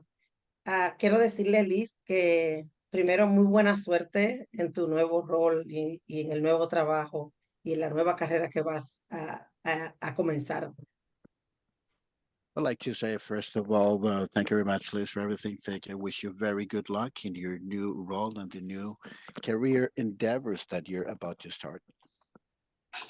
Desde que comencé en el comité escolar, fuiste muy profesional, muy amable y muy abierta y sincera conmigo, y eso lo agradezco mucho. Since I started being part of the school committee, you've been very professional, very kind to me, very open, and very sincere. And those are things that I appreciate very much. Así que te deseo todo lo mejor. Gracias por tenernos siempre actualizados, por enviarnos los correos en tiempo, por estar siempre pendiente de que las traducciones lleguen, aunque no llegan como deberían llegar tan rápido, pero sé que haces un empuje. I thank you very much for everything, for all your efforts. You've been always doing your very best to keep us updated, to keep everything on time, to submitting all the emails, and to having time. All the translations sometimes took a little bit longer, but thank you very much for that. Ya, creo que Lena y tú hacen un team, han hecho un team increíble, y también reconozco mucho todo el apoyo de Lena, sobre todo con la parte bilingüal, y ella ha sido una mancuerna contigo maravillosa, así que también mi reconocimiento para Lena por todo este tiempo contigo. Gracias y buena suerte. I have to commend you as well, as Lena. You've been a terrific team working together. I have to congratulate Lena as well for her incredible help as well in the bilingual part and everything that entails. You have been an incredible team, and I appreciate that very much. I wish you the best of luck in your future endeavors. Thank you. Mr. Correa Hernandez. I think I'm in denial, so I haven't reached out to you yet, but I am just so thankful for everything you've done for the committee before I got here. But since I've been here, I think you are sometimes the first person to laugh at my jokes. So I also appreciate that selfishly. But more importantly, to Dr. Alkin's point, thank you for an incredible welcome. I joined the body during a time of a lot of transition here. And you just immediately made me feel like I could get up to speed. And if I wasn't up to speed, eventually it would happen. And so I really appreciate that. I was still new to the city at the time, and you took a very different, un-Bostonian approach to making me feel like I belonged here. So thank you so much. Mr. Maida. I just wanted to say congrats on your new ventures and going to the new district. Good luck. And you're a great person and you will be missed. Thank you. Thank you.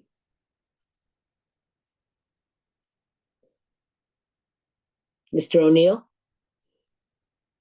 Thank you, Madam Chair. So Ms. Sullivan, this is pretty hard. You know, you joined the school committee 16 years ago, this March. And it's been amazing 16 years. And I joined in July, right after. And to this day, I'm astonished you only started 3 or 4 months before me, because your depth of knowledge at that point was incredible.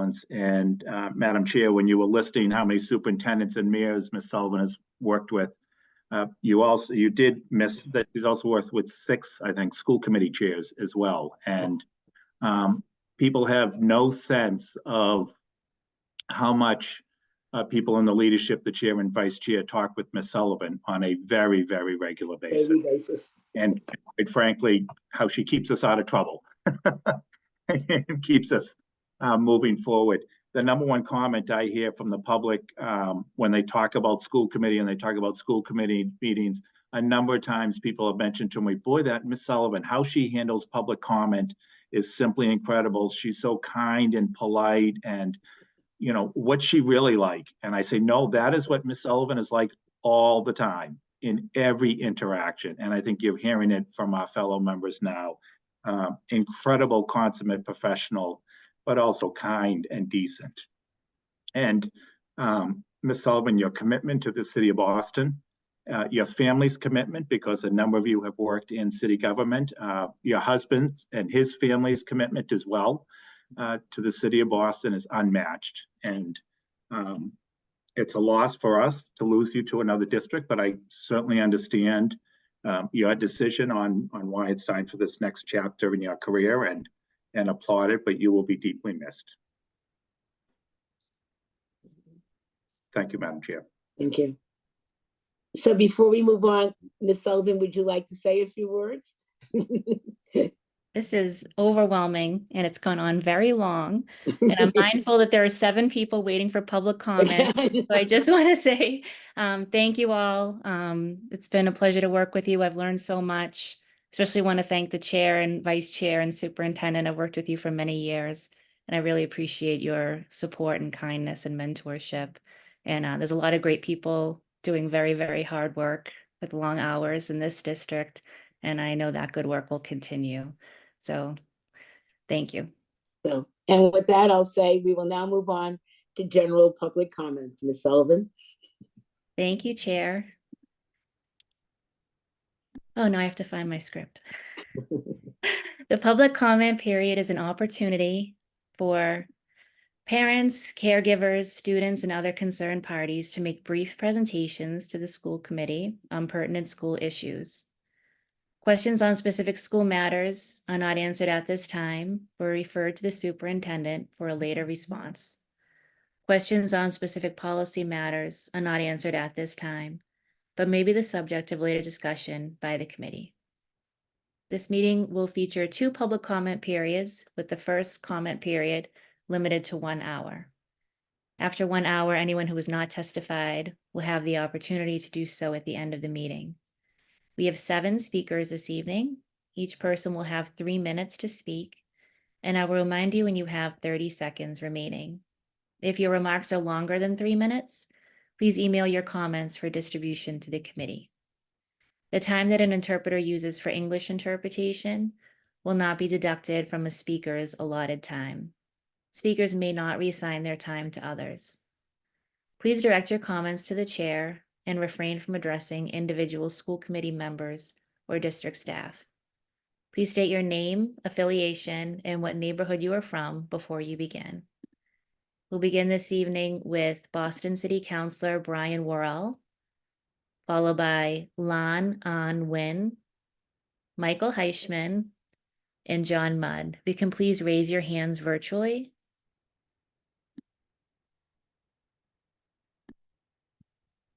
Is Councilor Worrell with us?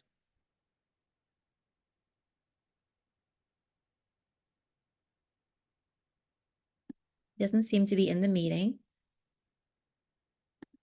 So let's try Lan An Wen.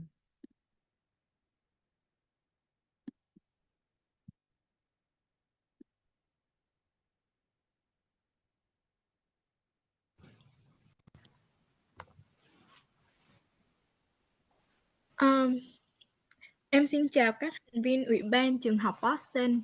Em tên là Lan Anh Nguyễn và em đang sống tại Dorchester, là một học sinh tại trường John D. O'Brien. Hello Lan, để chị dịch cho em nhé. Hello, hello school, Boston School Committee. My name is Lan Nguyễn. I am the student of O'Brien's. Trước tiên, em đã nghe về việc ngưng di chuyển về West Roxbury, thì em xin cảm ơn và nhắc lại lần nữa là xin đừng di chuyển về.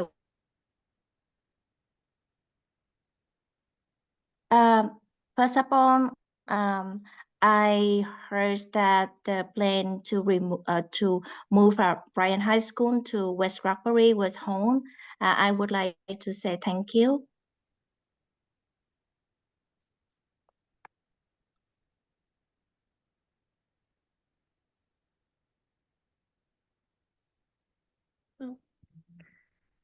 Thank you. Thank you for sharing those comments. I'm not sure if she's froze. Yeah, she froze.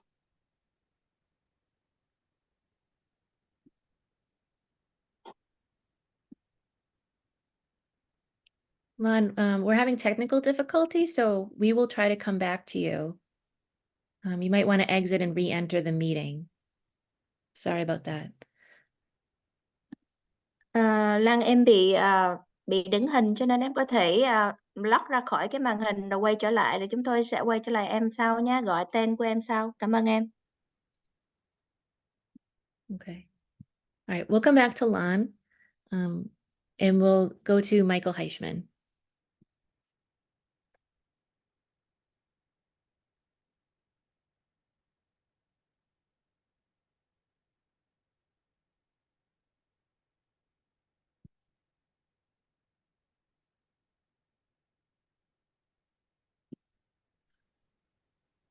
Mike Heichman, Beja, Dorchester. Liz, thank you. I want to say much, much more, but if I did, you'd kick me off the meeting at the end of my 3 minutes, so please don't do that anymore. Hooray for the victory of the O'Brien community. OB has refused to sacrifice equity for quality. You deserve both. I urge the school department to use this as a model on how not to move forward with the Green New Deal.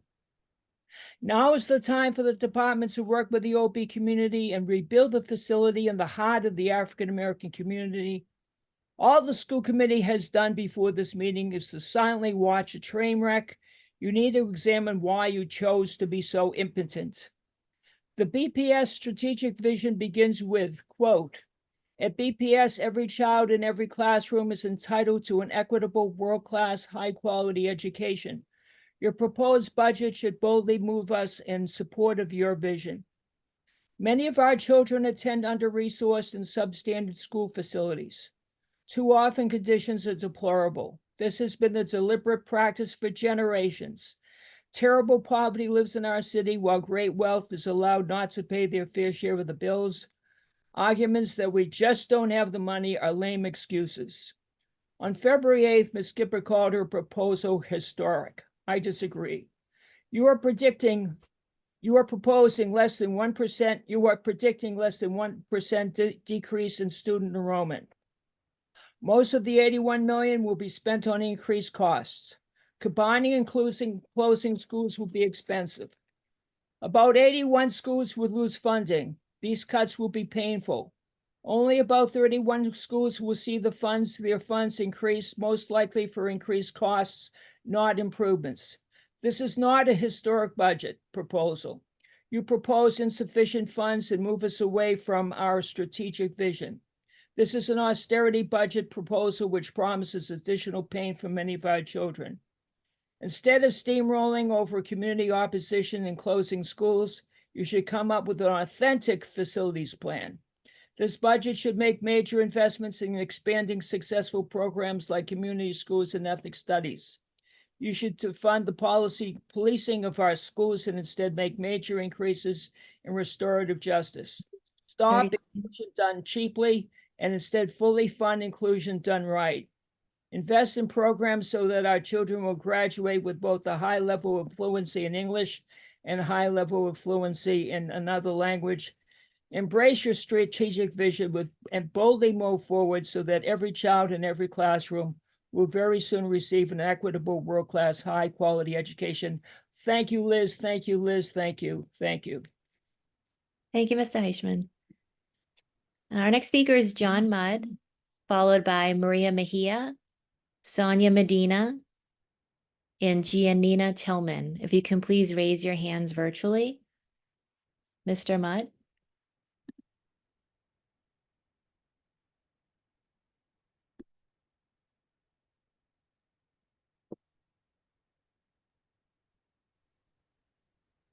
First, Liz, can you hear me?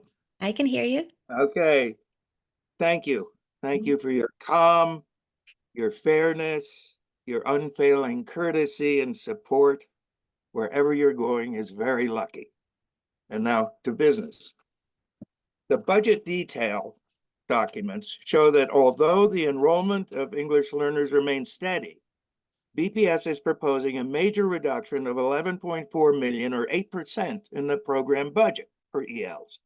School committee members need to ask why this is happening and where the cuts are coming from. The All Funds budget also states that there will be a major reduction of 53 bilingual teachers and 32 bilingual aides from the schools, and an additional 20 bilingual teachers and aides from the central office. This is a total cut of 105 bilingual teaching positions, or nearly 10% from the current operating level. The superintendent has said that the appearance of cuts is wrong because there's been a recodification of positions. I've asked BPS for an explanation, but haven't received anything yet. Please ask for how this recodification shows up in staff cuts in one place and where there are staff increases in another.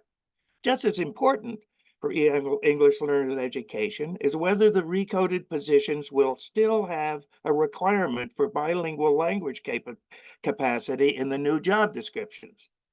Otherwise, while you say that BPS is committed to improving language diversity to meet the needs of ELL students, you'll be losing those very bilingual teacher and aide positions, just like happened after grade question 2. What's really happening? On the second point, what has been learned from the disastrous handling of the O'Brien proposal?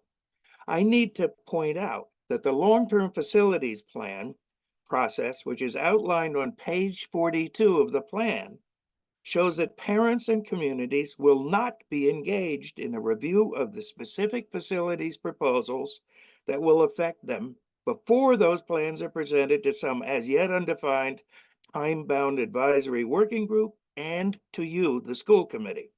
School committee members have earlier said that they should know parent and community reactions to the proposals before those proposals are brought to them. Please ask the district to clarify this process now and to insist that parents and communities are consulted and engaged before specific proposals are brought to you in final form in the future. Thank you for hearing me, and thank you again, Liz, for all you've done for all of us. Peace. Thank you, Mr. Mudd. Our next speaker is Maria Mejia, and I'll invite our Spanish interpreter to support Maria.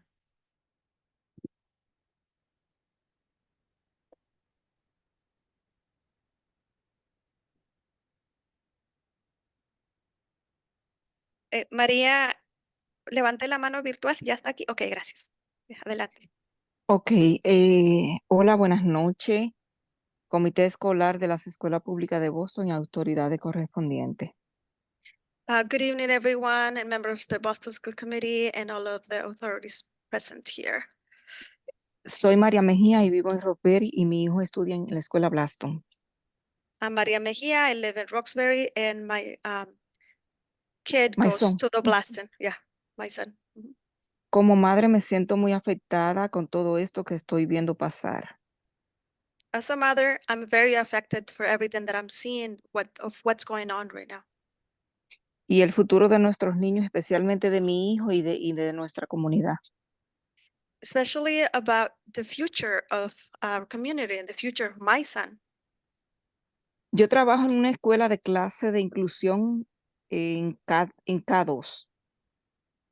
I work in an inclusion classroom, in a K2 inclusion classroom. Me doy cuenta cuando los estudiantes llegan nuevos y más cuando son estudiantes con altas necesidades especiales. I can see whenever new arrivals, new students come in, especially students with high special needs. Inician y no entienden el idioma inglés. When they go there and start there, they don't understand the English language. Esto le crea un impacto fuerte en sus vidas. This creates an impact, a very strong impact in their lives. Por eso queremos que pausen el plan de inclusión de aprendices de inglés para los estudiantes de K0, K1 y K2. And that is why we're asking for you to put a pause on the inclusion education in K0, K1, and K2. Hasta tener un claro y sólido programa que incluya la alfabetización en su propio idioma. And until we have a clear and solid plan for English language learners so that they can learn in their language. Mi escuela se está viendo afectada con la falta de personal, My school, the school that I go to, it's been affected for the lack of staff, la falta de recursos para estudiantes de educación especial. lack of resources for students with special needs. Mi hijo ha estado por 5 años en Blaston y ya yo he pasado por 5 principales y eso no es justo. My son has been going to the Blaston School for 5 years, and I have seen 5 principals that have been transitioning during those 5 years, and that's not fair. Como familia nos toca preguntarnos qué está pasando en el distrito que no tienen sus líderes, que no retienen sus líderes y maestros. As a family member, I ask, what's going on with the district? What's going on with the leadership? Why the district cannot retain their leaders? ¿Qué destino les espera a nuestros estudiantes si no son tomados en cuenta en las decisiones de forma negativa? What kind of a future do our students have or face if their opinion are not taken into account and they are the ones who face this negative impact? Si la base de la escuela se ve afectada, ¿cómo será el futuro de nuestros estudiantes y nuestra comunidad? If we see that the basic or the base of our school is affected now, so how can we envision the future of our students? Yo le voy a decir algo, yo me siento muy afectada ahora mismo, estoy entre la espada y la pared, no hallo qué hacer. Quiero sacar a mi hijo de la escuela, mi hijo tiene un IP.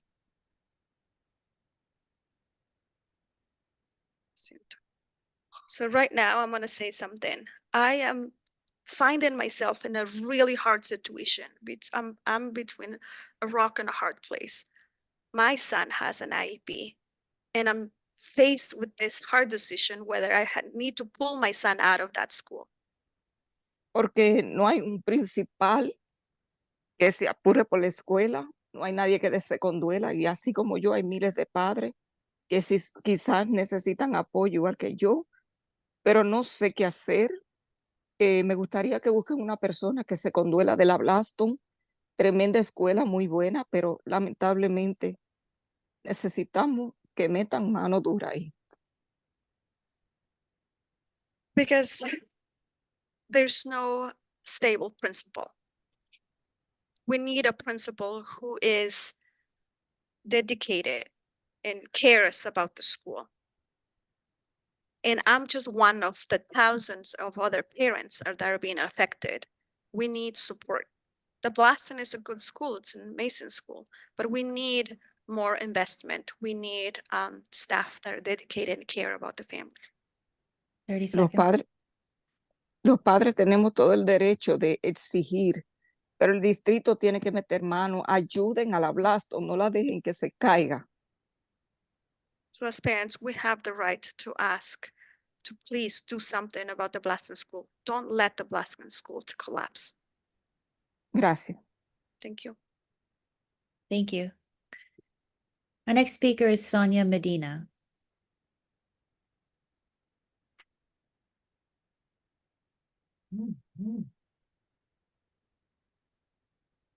Doña Sonia Medina, levante la mano virtual, por favor, para que la puedan dar permiso que hable.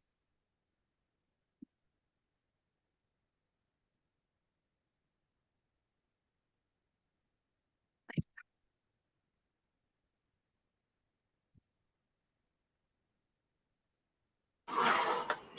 Ok, buenas noches.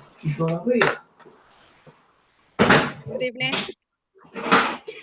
Buenas noches, mi nombre es Sonia Medina. Gracias al comité escolar y autoridades correspondientes por la oportunidad. My name is Sonia Medina, and thank you for the members school, Boston School Committee. Soy madre de 2 estudiantes de la Escuela Pública de Boston. I'm a mother of 2 kids at the Boston Public Schools. Estoy sumamente agradecida que hayan pausado el plan de la inclusión para los aprendices del idioma inglés de 7º grado. I am very grateful that you have decided to put a pause on the inclusion education for English language learners on the 7th grade. También le pido que pausen para el preescolar y kindergarten. I'm also asking you to please put a pause on K0, K1, and K2. Me llena de satisfacción saber que las autoridades escolares están escuchando la voz de los padres. I am very satisfied to hear that this body is listening to the voice and opinion of the parents. En ese sentido, quiero recordarle que para que todo programa de inclusión tenga éxito, debemos tener en cuenta lo siguiente. I just want to, that being said, I just want to remind you that in order to have a truly inclusion education, we need to consider the following. Como madre quiero apelar a su sensibilidad, ya que estoy como voluntaria en mi tiempo en un salón dentro de la Escuela Pública de Boston. So I want to just appeal towards your feelings so that you can do something about it, because I am a volunteer in a classroom at the Boston Public Schools.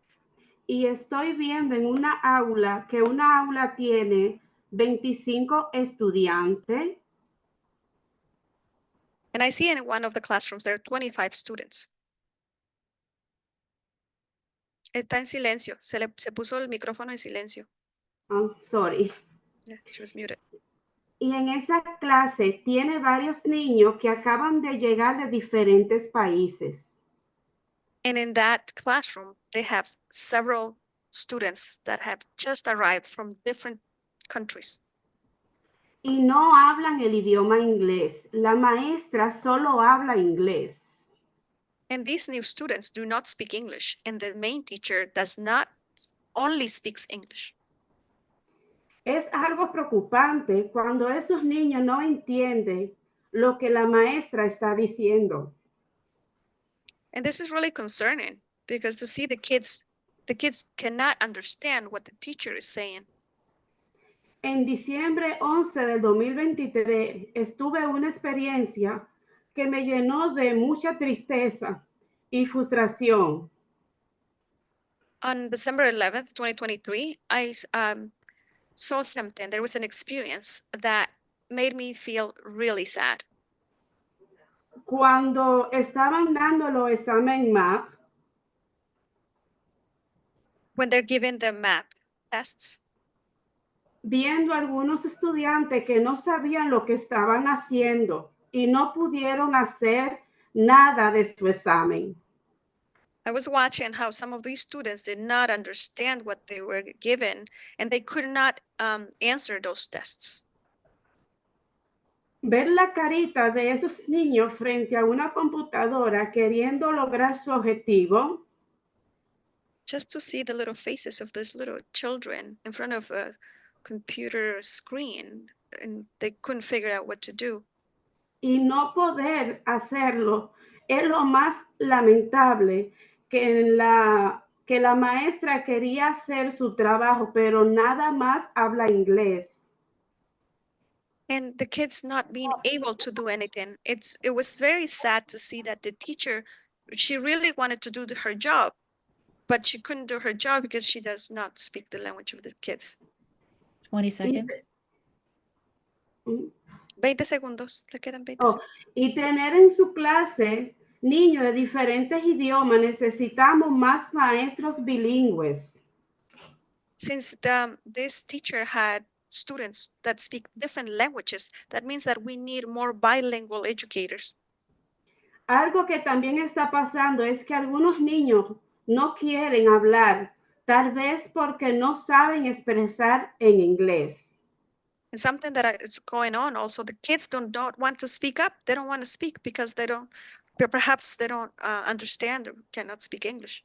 Pero la maestra le dice, expresen en su idioma y una niña le sirve de intérprete. But the teacher says, you can speak in your own language, and they're using another classmate to help to interpret for that other student. Gracias. Okay. Lo siento, gracias. Thank you. Our next speaker is Giannina Tillman, followed by Counselor Brian Worrell.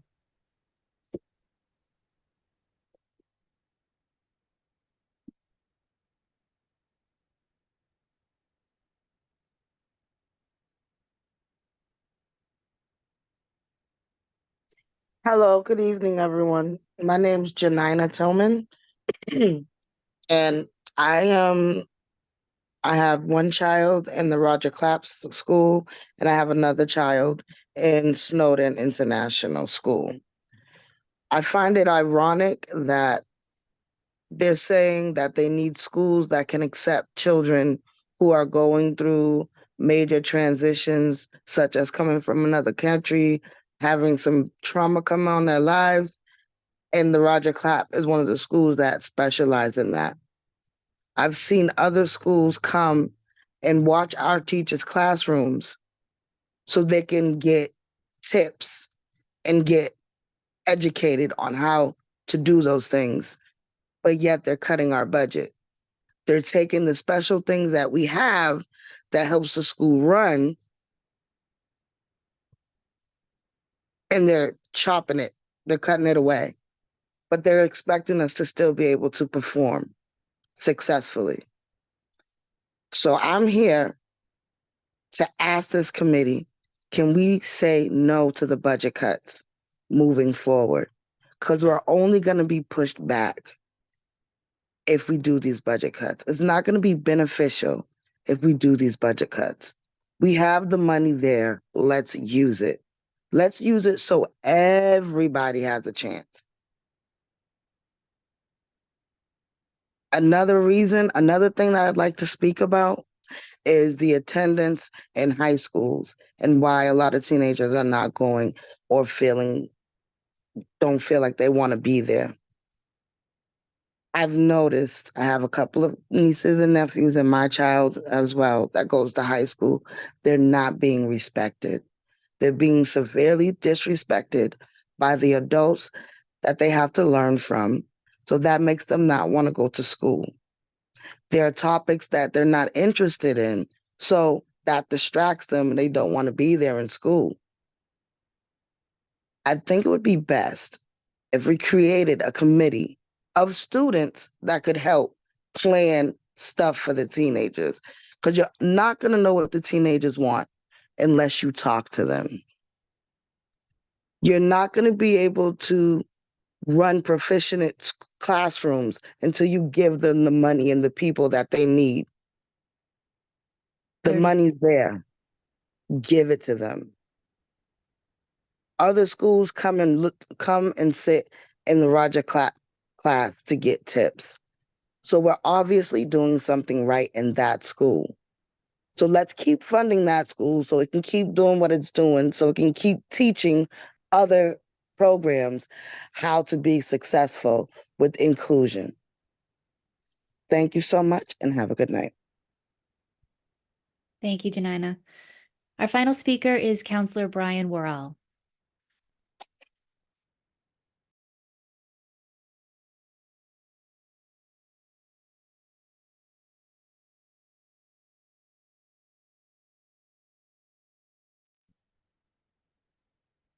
I want to thank Superintendent Skipper, Chair Robinson, and the entire school committee for welcoming me here today. I also want to thank all the parents that came to testify on behalf of their child in our students' education. And I'm here today as the chair of the City Council Ways and Means Committee to bring the council's advocacy as an elected body to the school committee. In the spirit of collaboration, Boston Public Schools has committed to working with the council on the budget before it is approved by the school committee on March 27th. The council held a meeting this month to discuss requests for information for the fiscal year 25 budget that we will send along to the BPS in the next coming days. And we have scheduled a working session with BPS on the budget on March 14th. I wanted to highlight a few of the issues that the Boston City Council voiced to see if the school committee might be able to work those priorities and concerns into this upcoming budget. This is a first step for the council, and I expect further discussion and advocacy in March as well. There are dozens of concerns and questions, but I wanted to touch on a few tonight. We're hoping to get a better handle on full-time employee cuts at the school level, as well as information on specific classrooms that are eliminated or combined for the upcoming school year. Councils are concerned about long-term fiscal sustainability of this district given enrollment declines, potential city revenue declines, and increasing operational costs. We urge this committee to include funding for an external fiscal sustainability analysis to understand the district's fiscal risk. We're also looking to get a full breakdown on out-of-district special education placements. With inclusion classrooms expanding at some grades next year, we're trying to get a clearer picture of that expansion, the certification status of lead classroom teachers, the physical accessibility of schools to handle those students, and how the district is handling any challenges that are expected in this change. We'd also like to get a better understanding of changes to the school lunch program, as well as the external funding mechanism since pre-COVID till now, and what's projected for fiscal year 25. Additionally, there was a strong push on the program and partnership and for a number of programs. Katie's Closet, food access for Boston Housing Authority students outside of school, especially during vacation, junior ROTC, language access support for immigrant families and recent arrivals, and any outreach and local support from local colleges. On the budgetary process end of things, we're definitely interested in a multi-year capital budget going forward. Similar to the rest of the city departments, and in the perfect world, we will be talking about multi-year operating budgets. Again, I know the power at this stage rests with the school committee, and so I come here as a voice from the council to advocate our concerns. I know Boston Public Schools is at an inflection point right now with changes in education and educating our students, a decline in budget, but also increased funds from the city. And so I hope you'll hear the council's voice and aim to incorporate some of our concerns into this budget as it is molded in the next month. Thank you. Thank you, Counselor.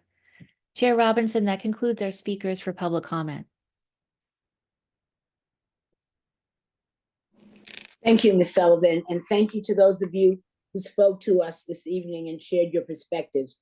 Your testimony is very important to us. We have no action items this evening, so we'll move right into our first report. The Massachusetts School Building Authority Core Program Statement of Interest Submission for the BCLA McCormick 7 to 12 school. I'd like to remind our presenters to please speak at a slower pace to assist our interpreters. I'll now invite Chief of Capital Planning, Del Laverne Stanislaus, and Mayor's Wu Senior Advisor for Youth and Schools, Rebecca Granger, to please present their report.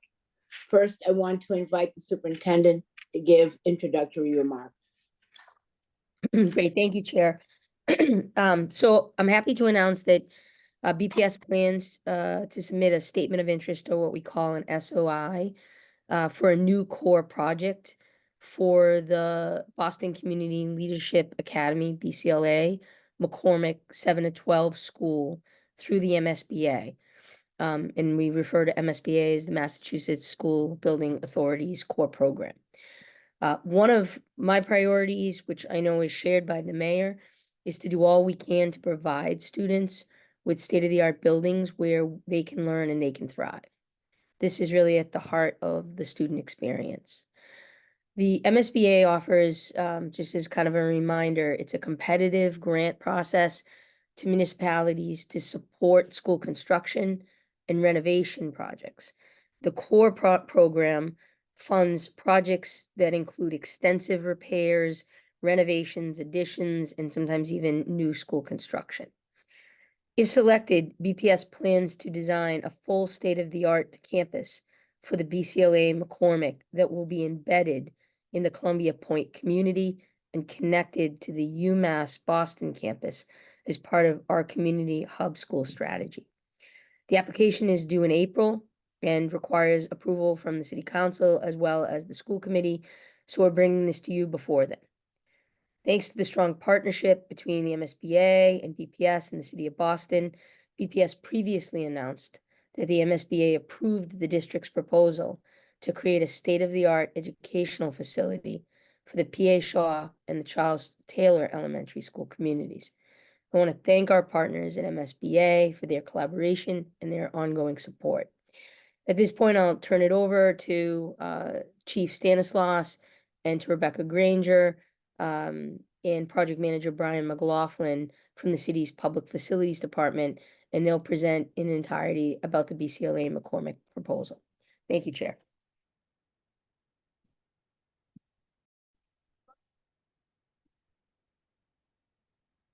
Thank you, Superintendent Skipper. Good evening, Chair Robinson and members of the school committee. My name is Del Laverne Stanislaus, Chief of Capital Planning for Boston Public Schools. I'm happy to be here tonight to present a proposed statement of interest for the 2024 MSBA core program. I look forward to providing a broader update about the long-term facilities plan to this committee later this spring. I'm also delighted to be joined tonight by partners in this work, Rebecca Granger, Senior Advisor to Youth and Schools for the Mayor's Office, and Brian McLaughlin, Project Manager with the Public Facilities Department. Next slide.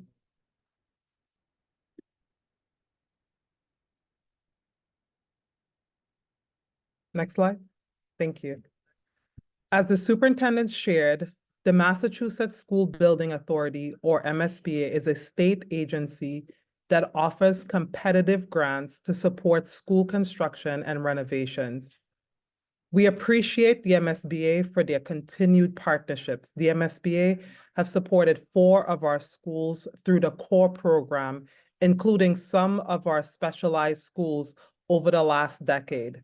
The Dearborn, the Carter, which will be open in school year 25-26, the Josiah Quincy Upper School, which will open this coming school year 24-25, and Boston Arts Academy. With the invitation last year from the Shaw Taylor School to join the core project pipeline, we're excited to pursue an MSBA project for a comprehensive elementary school for the Shaw Taylor joined school community. Next slide. We believe it's the right time to now pursue an MSBA project for a comprehensive secondary school in BPS, and we will be submitting a statement of interest for a new core project for the Boston Community Leadership Academy, McCormick. Rebecca? Thank you, Del. So this is a really exciting opportunity to further our district and city-wide vision for high schools. And tonight we're focusing on facilities, but it's important to recognize that the BCLA McCormick school community is doing exciting work to provide all of its students with a high-quality education. So this is about facilities to match and amplify their work. By applying to MSBA for a core project, we intend to plan, design, and deliver a full state-of-the-art campus for the BCLA McCormick. This will be transformative for this school community. This work is deeply grounded in our secondary vision, rigorous, culturally affirming academics at a comprehensive K-12 school that is inclusive of all student needs, a groundbreaking partnership with UMass Boston to form a university-assisted community hub school, pathways to support college and career readiness, such as the early education college pathway, all in a facility that has the physical spaces to support our collective community vision for a high-quality student experience in Boston Public Schools. And really, this is part of a larger ecosystem lens of viewing our district as a collection of schools that together offer students and families access to choice for the rigorous, high-quality educational experience that best meets their interests and needs. Del, I'll pass it back to you.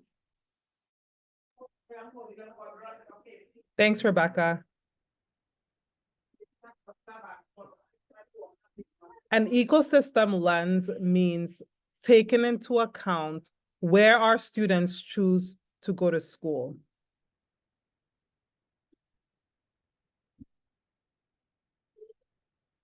Of the 1,848 BPS high school students who live in the North Dorchester and South Boston neighborhoods, only 21% attend a nearby high school.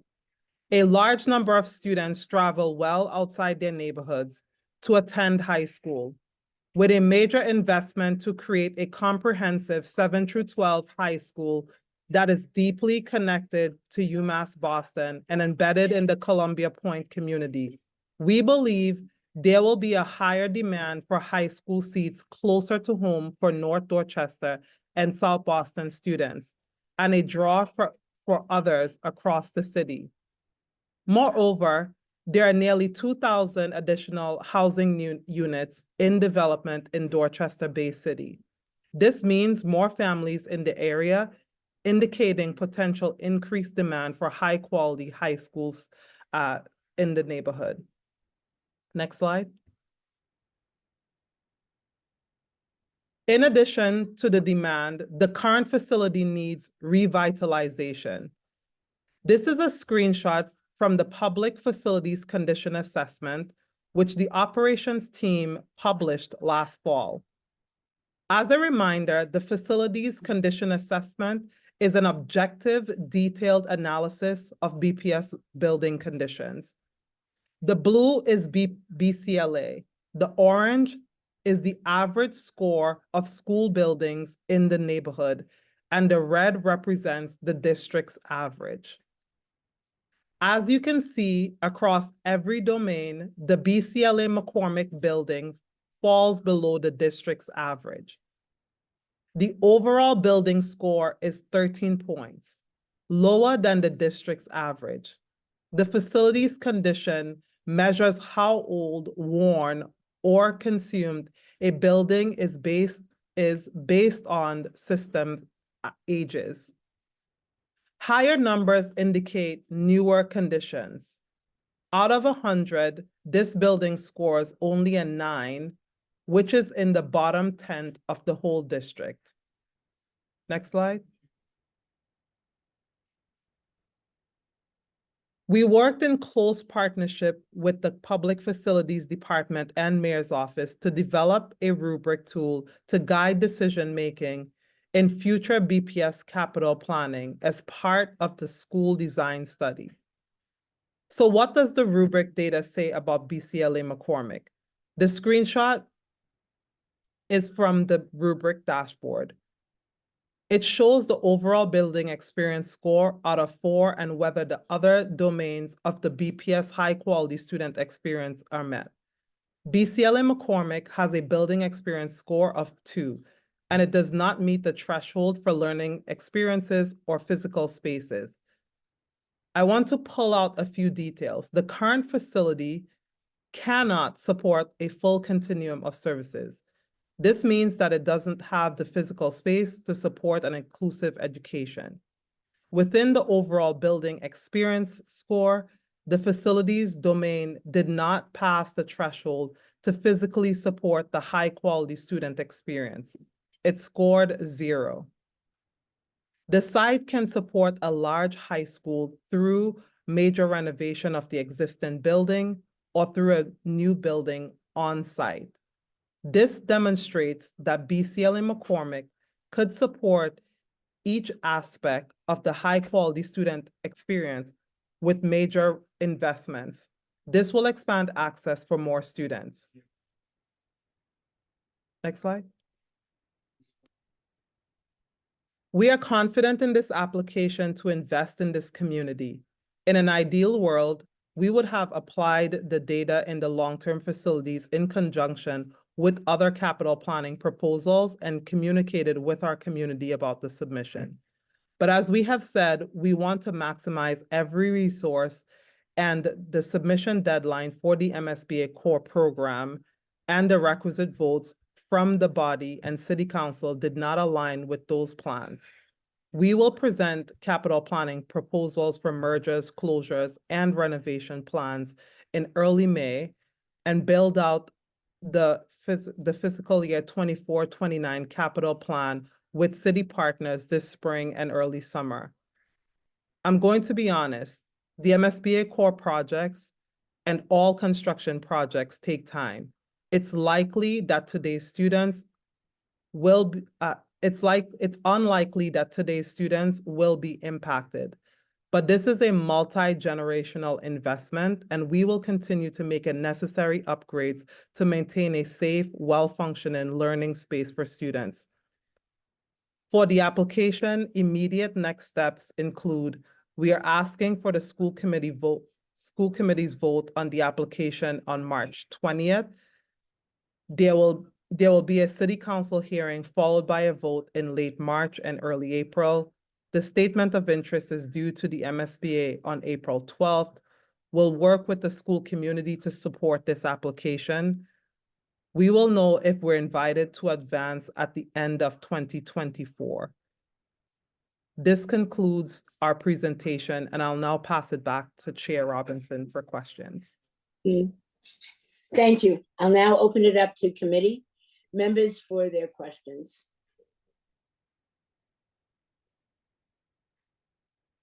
Mr. Cardet Hernandez. Thank you so much for the presentation. I am just curious, you mentioned like a assessment of demand, and I'm curious, like, how are we assessing demand long-term, and what's the data points that we're using?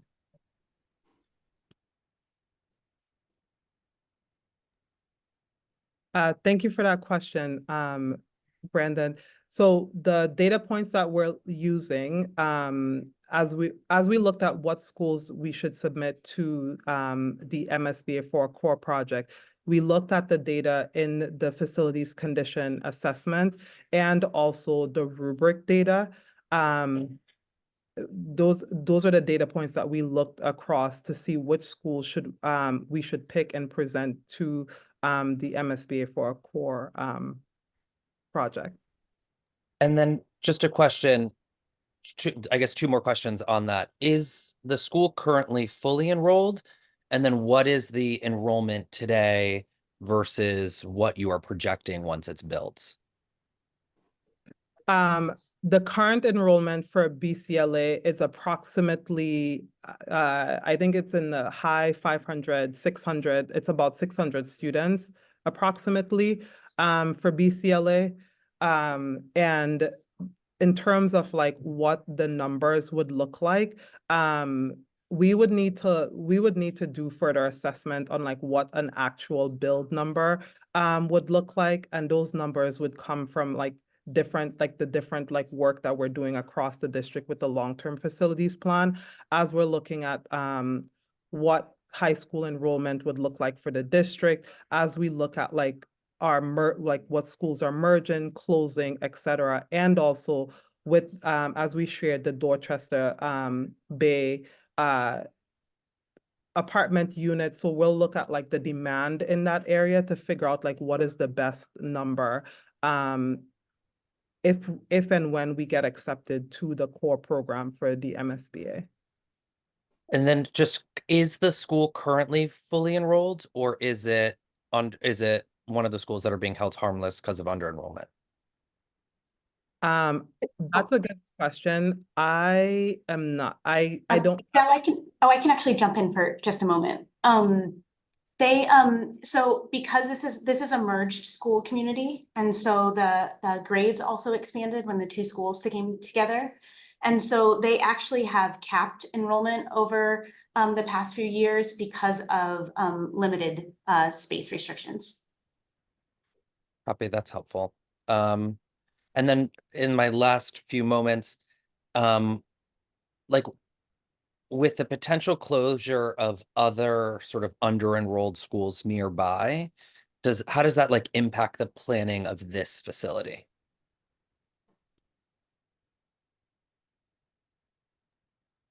I think Del did a really nice job of showing the numbers of students surrounding and the number of high school students that are choosing to go to the schools. And so we know that when there are options that people feel like are a high quality and that they would like to enroll their kids in, and that students would like to attend, that kids go to those schools. I mean, we're seeing that demand across the district. So in thinking about an ecosystem lens, as we're deciding and proposing schools that should close, we need to also be thinking about where kids go. And there is a need for high quality seats in this area. So it both feeds into the schools around BCLA McCormick while planning for the future, knowing that we're going to need more seats. Copy. I know I only have a minute left, but I am curious, and this will be interesting as we keep moving forward with other decisions. We're planning based on like a facility score, which I think is really important, but I am struggling to understand how we're using demand data to inform the choices. And maybe that will make more sense with a bigger swath of schools, and maybe this decision will inform other decisions around that will sort of impact demand data, or that will sort of impact demand data. But I'm not sure. I know we're making like facilities decisions, and then we're also talking about demand at the same time, and I'm not seeing, but maybe it's because I don't see the bigger picture of the broader district and how we think demand impacts where we should be investing resources. And maybe it's there, maybe it's in the rubric, like maybe it's being, and I don't understand the rubric, like is it also not just looking at facilities conditions, but looking at demand in a particular area, whether that's demand over years to come or demand in its current iteration? So I think, I guess I would answer that in a few ways, because it's an interesting question. I think first off, demand right now is being kind of presented by the number of school-age children that we have at a given grade span in an area, and then where they're choosing. Now, their choice is sometimes capped because there's either not a school that's close to them, or there's not a school of quality close to them. So that gets a little tricky as to what is limiting the demand or creating the demand. I also think we're trying at the same time, relative to the high quality student experience and increasing the number or the portion of the students, to also create demand, right? By investing in particular places in such a way that we know, like I'll give for instance, in the case of BCLA McCormick, we know a lot from the Harbor Point community as to what they're looking for and want, because there's been a lot of work done with like the reciprocity project. So we already kind of have a sense of what that community is looking for. And part of what they're really looking for is a pre-K to 12 solution. Like that's been sort of identified. So this is sort of like, if you build it, they will come because they've identified that that's what they want. Right now, they don't have that choice because they have to go across the city or elsewhere to get to that high quality 7-12 experience. So I think it's like an interesting question because it's, we're not looking to just meet the demand, we're looking to create a larger demand. At the high school level, we tend to lose students to charter, we tend to lose students to parochial. So by creating schools that are going to match the demand of what the community is saying, our hope is to also bring into the BPS a higher enrollment and population, not just satisfy the population that's already here.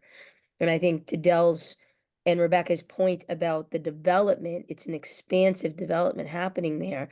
So the projection of families and school-age students moving into that area, that's going to also create a demand in and of itself that's not yet there, but will be going forward in the future. I appreciate that. I'll end here with, and I suspect we are not just losing families because of buildings.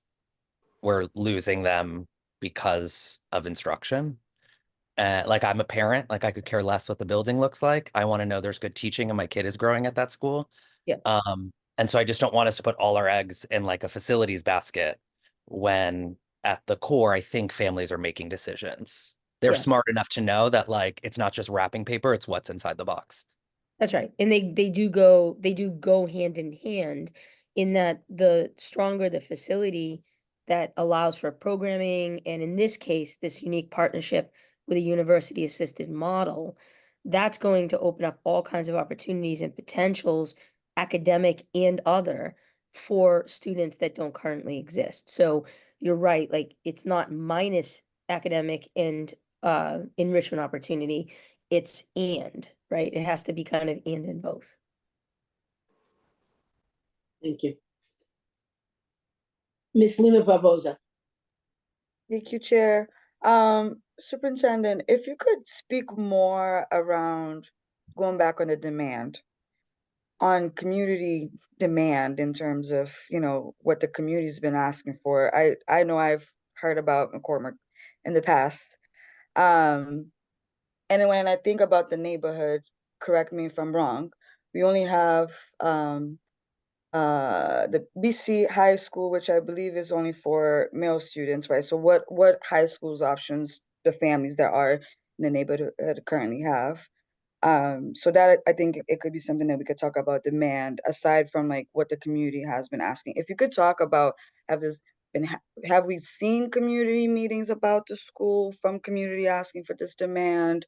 What is UMass participation a little bit on this as well? So just wanted to hear more on like the community ask beyond like data is important, but I just want to know how long this has been a conversation.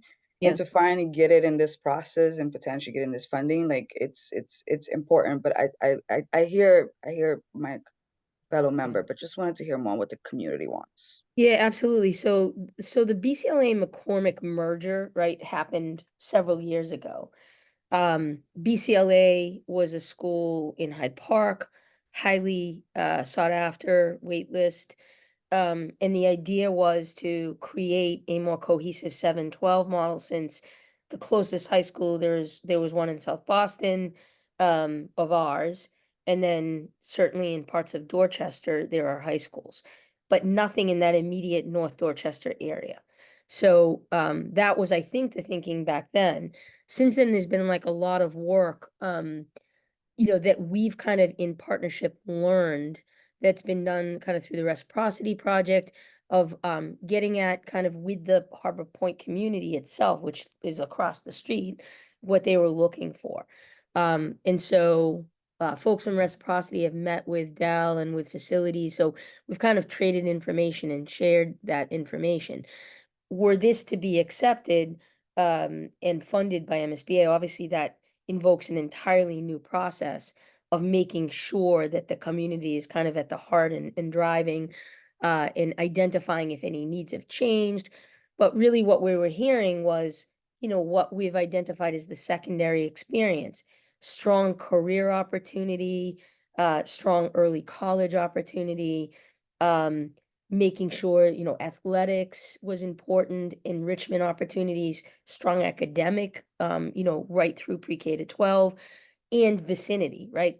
Proximity was important to the families. This is why the hub model there makes so much sense, and it being a community assisted hub model, because that is the idea, right? Its origin is in the community. They identify what they want and what they need, and then partnerships are brought in to support that. So this kind of checks a lot of the boxes. The BCLA McCormick project in general checks a lot of the boxes of sort of a model or an ideal as we think about going forward. And the UMass component is it's novel, right? We don't have another community, university assisted community hub school to point to. In fact, in Massachusetts, really, other states have done it in varying fashions, but we haven't. So this is really, we had a meeting with Secretary Tutwiler and some state folks and I think there's a lot of interest in this particular model, because it really does kind of have at the heart of it community, and that community extension to UMass Boston, and also to new development that's going in there in the biosciences. Last question. Thank you, Superintendent, for that. Is this a project process where the district is planning on utilizing the rubric, or is this sort of like, no, because we're going through MSBA for funding? Like, how would the rubric play out in this Yes, scenario? Del, do you want to, I know you and Rebecca can. Yeah, so as we sort of like shared, wanted to make sure that like all of the sort of like work that we're moving forward surrounding schools, that we're using data from the rubric. So we did pull data from the rubric as we're looking at what school we should submit to the MSBA, and not just the rubric data, but the facilities condition data, to make sure that like we are actually presenting schools that are actually in need of renovations, of like renovation and or new build through the core. buildings. Last question. This will be my last question because I see time. Do you all already have plans, Superintendent or Chief, of like the next big project that we would want to go back to MSBA to ask for funding, or is it too early, or this goes with the holistic master plan that we're trying to get to? Yep, that's a good question. So the core so outside of just like the core project, I know that Chief Neff Webster last week presented on the ARP projects, which is smaller projects on like windows and roofs and stuff like that within schools. This is a year-over-year process. So every year, like as a district, we plan to submit application, use the data that we have, right? So as we're bringing massive announcements surrounding our facilities, planning to continue to work in collaboration with the MSBA, and also continue to work with the city team with the capital budget to fund all of our school projects. Thank you. I'm all set. Thank you, Chair. Dr. Alkins?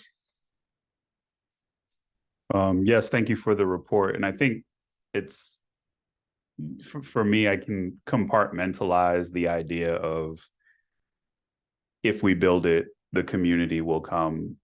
Like, I can compartmentalize that with the programming. But I think, to, fellow like committee, like member Cardette Hernandez's point, even hearing it, I think I was sort of reflecting on, unfortunately, I think like what happened back when, during Katrina, and when students returned to New Orleans, and charter schools were the thing, and charter schools were the knight in shining armor, so to speak. And there were a lot of great whiteboards, a lot of like fancy new materials, but the programming there was still relatively the same. The social emotional supports were still the same.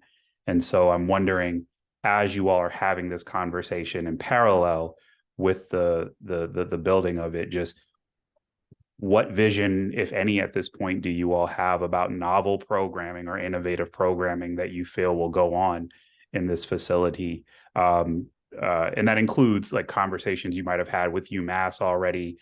Just sort of curious as to like where and what you all just might be thinking. So it's not necessarily a critique, just more about like where, you know, as we're talking about this as the quality school experience, you know, what really is going to make this new facility the quality school experience beyond the scope of the building.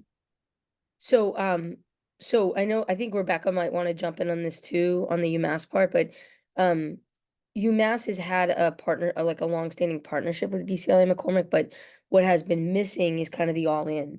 And I think that the design of the University Assisted Community Hub School that has been now codified in an MOU with UMass is really kind of both feet in, right? Like the idea is UMass staff is working alongside our staff to really understand our students, support our students. And that goes everything from the academic programming to social work, to you know, multilingual instruction, like really utilizing the expertise of the UMass staff there. Similarly, our staff then also have the opportunity at UMass to take advantage of the professional development and all the kind of programming. That gets then married around particular areas of interest for BCLA relative to early college and career. And one of the unique things that's happening is the large, like bioscience, life science developments that are going to be happening in that area. So it's going to eventually kind of kernel around that. Additionally, for the students with early college, they will, in essence, be part of the UMass student body. They will have the unique opportunity to kind of have the fluidity of being able to attend UMass Boston classes, library card on campus, using the labs. So there's really, we don't really have another model of that, where we have such an in-depth relationship of a university alongside a secondary school. So I think there's lots, you know, there's things that have to clearly be worked out, but the MOU kind of codifies that intention of this to happen and this to happen over the course of the next several years. And the facility piece kind of helps to ensure that there's the physical aspect at the BCLA for that to happen and the physical aspect at UMass for that to happen. The MSBA happens to be a vehicle for that to happen through. But either way, the city has made commitment to making sure that BCLA has that kind of first-class facility to be able to support that level of programming. And Rebecca, I know you've been really intimately involved with UMass and BCLA as they've forged the partnership.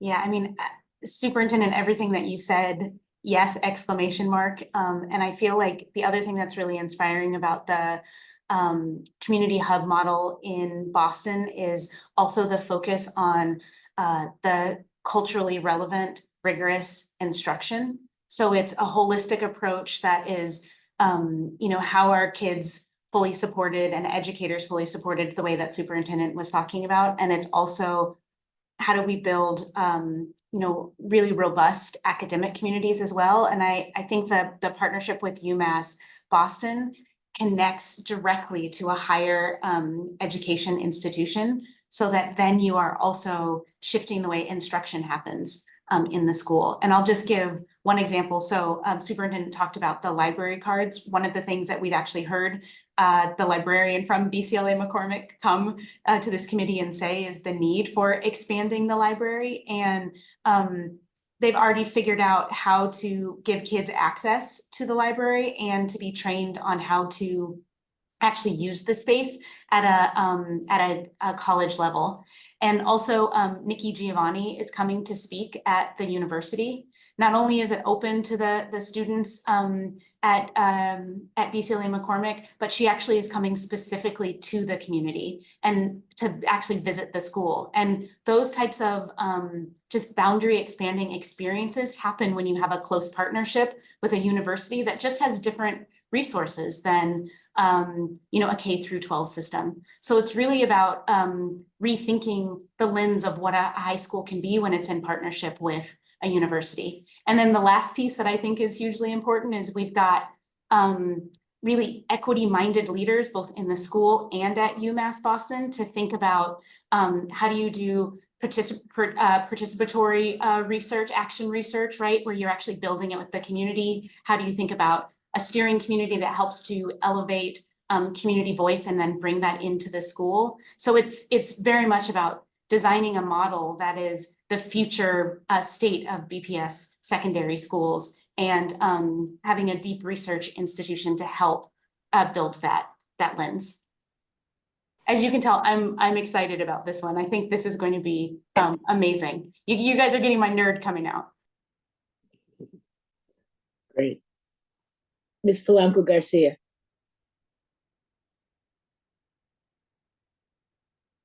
Thank you, Madam Chair. Y gracias por la presentación. A mí me gustaría que me hablaran un poco más. ¿Qué significa los programas de reparación acelerada? Porque estoy viendo que tienen una lista de escuelas y me gustaría entender esta parte. ¿Qué se va a significar para esta lista de escuelas de más de 30 escuelas? Thank you very much for the presentation. My particular question is, what does it mean to have an accelerated program, particularly approximately 30 schools that are part of the list? What does it mean, an accelerated program?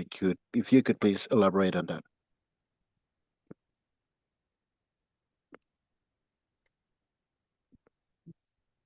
Member Polanco Garcia, do you mean the difference between the accelerated repair program that we talked about last school committee versus the core program that we're talking about now? No, yo estoy hablando de que veo que tienen para el proyecto, lo que pude entender es que ustedes van a tener un programa de reparación acelerada y hay una lista de escuelas que están dentro, que van a estar dentro de este programa. Está creo que en la lámina 4 o 5. It is my understanding that there is an accelerated repair program, and if I understood correctly from the slide number 5, there is a list of different schools that are part of this accelerated repair program. Oh, Yes, I can jump in, Superintendent. okay, Brian. If that's helpful.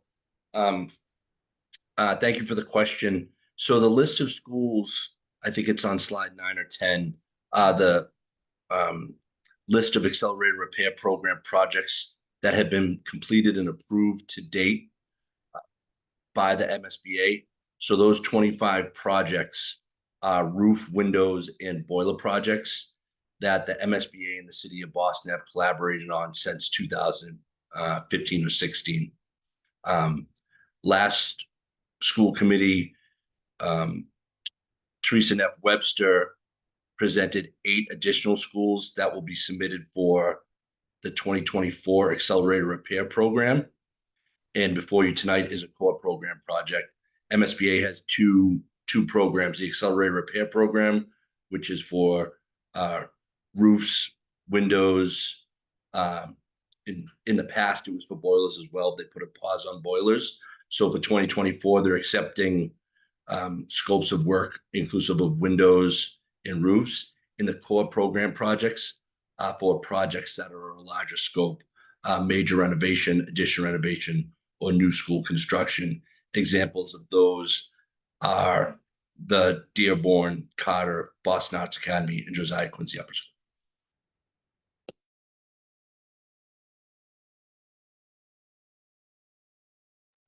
Entiendo esa parte, entiendo la parte, pero lo que quiero entender, ¿qué va a pasar con estas escuelas que tienen una estructura que necesitan mejoras inmediatas? I do understand the explanation. My question is, what is going to happen with these schools that need immediate repairs to its infrastructure, their infrastructure? When the need is immediate, what is going to happen to those schools? So part of I better understand the question now. So within our facilities dollars that are part of our budget, we allow for particular projects that have a need, and we look through kind of safety and also how deteriorated something is. So there's a certain amount that we can do within our own capital dollars and budget dollars. We try to maximize using MSBA support, because the more they support, the more we can take our dollars and put them in other schools. So if a boiler goes in a school, we repair that ourselves. We replace that, or we repair that out of our capital dollars and out of our budget dollars. We just don't have enough year to year to do all of the schools that actually need things replaced. So we have to prioritize them, and it's often those that are the worst that we have to kind of use the dollars for.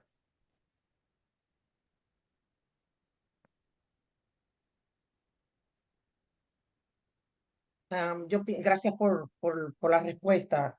Yo pienso que a mí me cuesta, como en mi corazón me duele tanto cuando tan fácil hablamos de cierre. Pensar en cierre para la familia y para los estudiantes es traumático, créanme. It breaks my heart sometimes when we hear about the closing of some of the schools. It is really traumatic for families, believe me. It is heartbreaking. Ya, pensar que cerrar puertas, pensar, para mí, pienso que última opción debería ser cerrar. ¿Qué estamos haciendo para pensar en mejorar la calidad de estas escuelas? Y es mi pregunta, ¿qué estamos haciendo? Sé que me habló del proyecto de MSBA, pero hay escuelas que podemos rescatar, que podemos mejorar. ¿Qué está haciendo el distrito en ese sentido? So the question is, what is the district doing in this regard? I do understand the MSBA project. However, some of these schools will be closing doors. Closing of the school should be the last scenario. Is there a rescue plan or something that the district can do to prevent those closings from happening? Any type of viable improvements before closing? That is Right. So I know that I didn't see on the camera, but I know that Chief Neff Webster is on. Teresa, do you want to just explain how, from a facilities lens, we go about making sure that we can repair something before school would have to close? Yes, thank you very much for the question.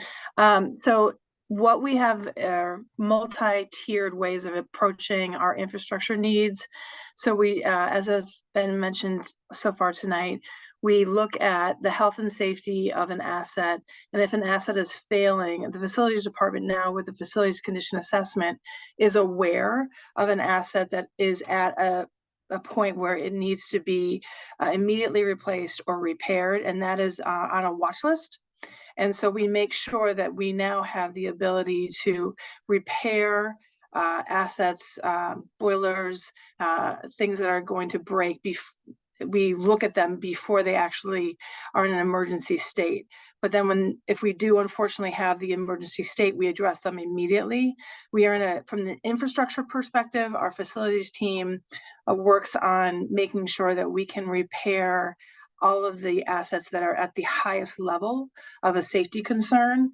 And then we also, in partnership with Chief Stanislaus, talked through what are our buildings where there are multiple assets in disrepair that need to be prioritized as a larger capital project long-term.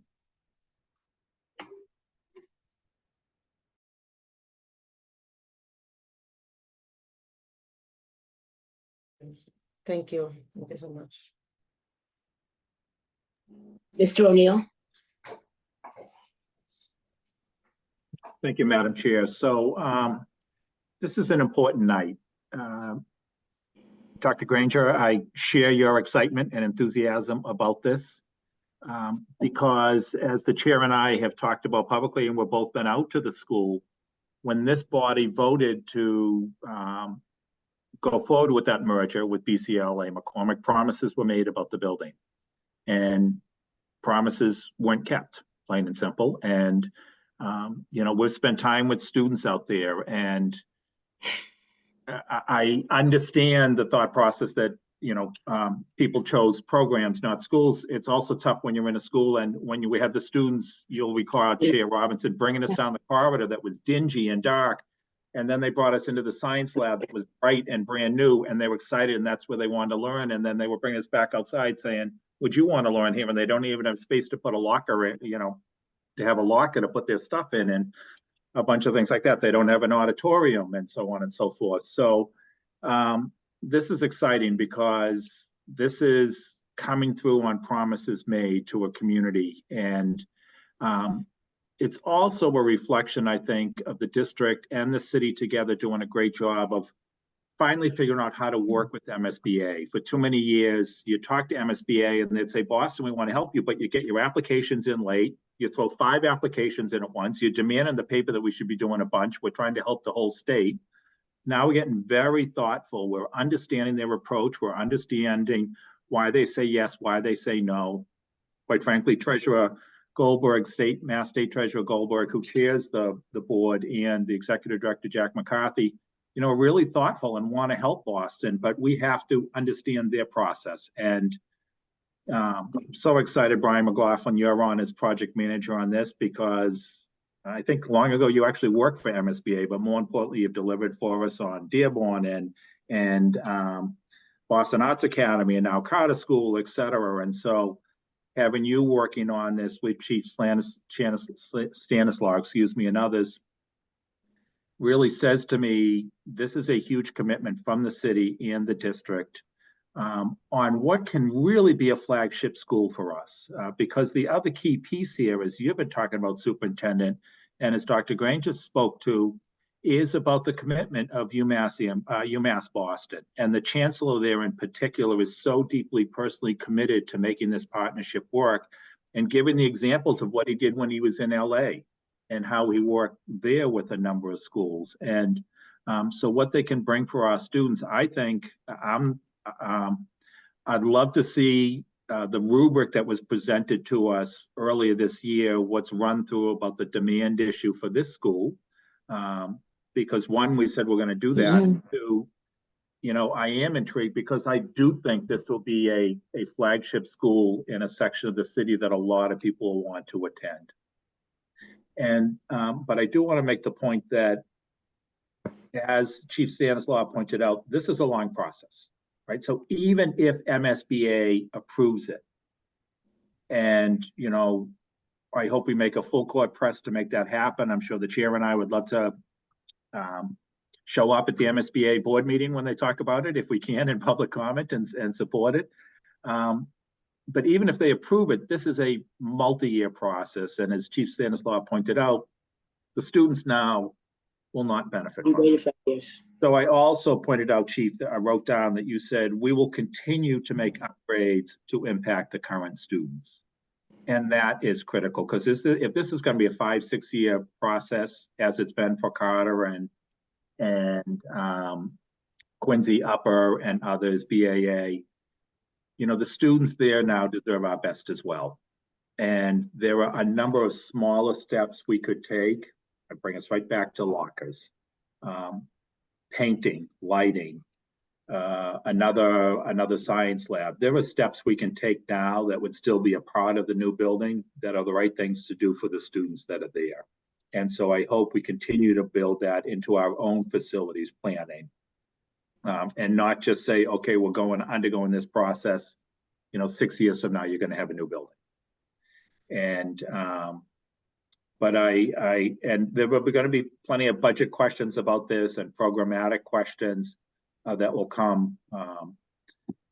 But for me right now, this is an important step for the city to put its foot down, the district together to put its foot down and say, we're making a commitment for this student population, for this school community, that is going to be important and make a difference.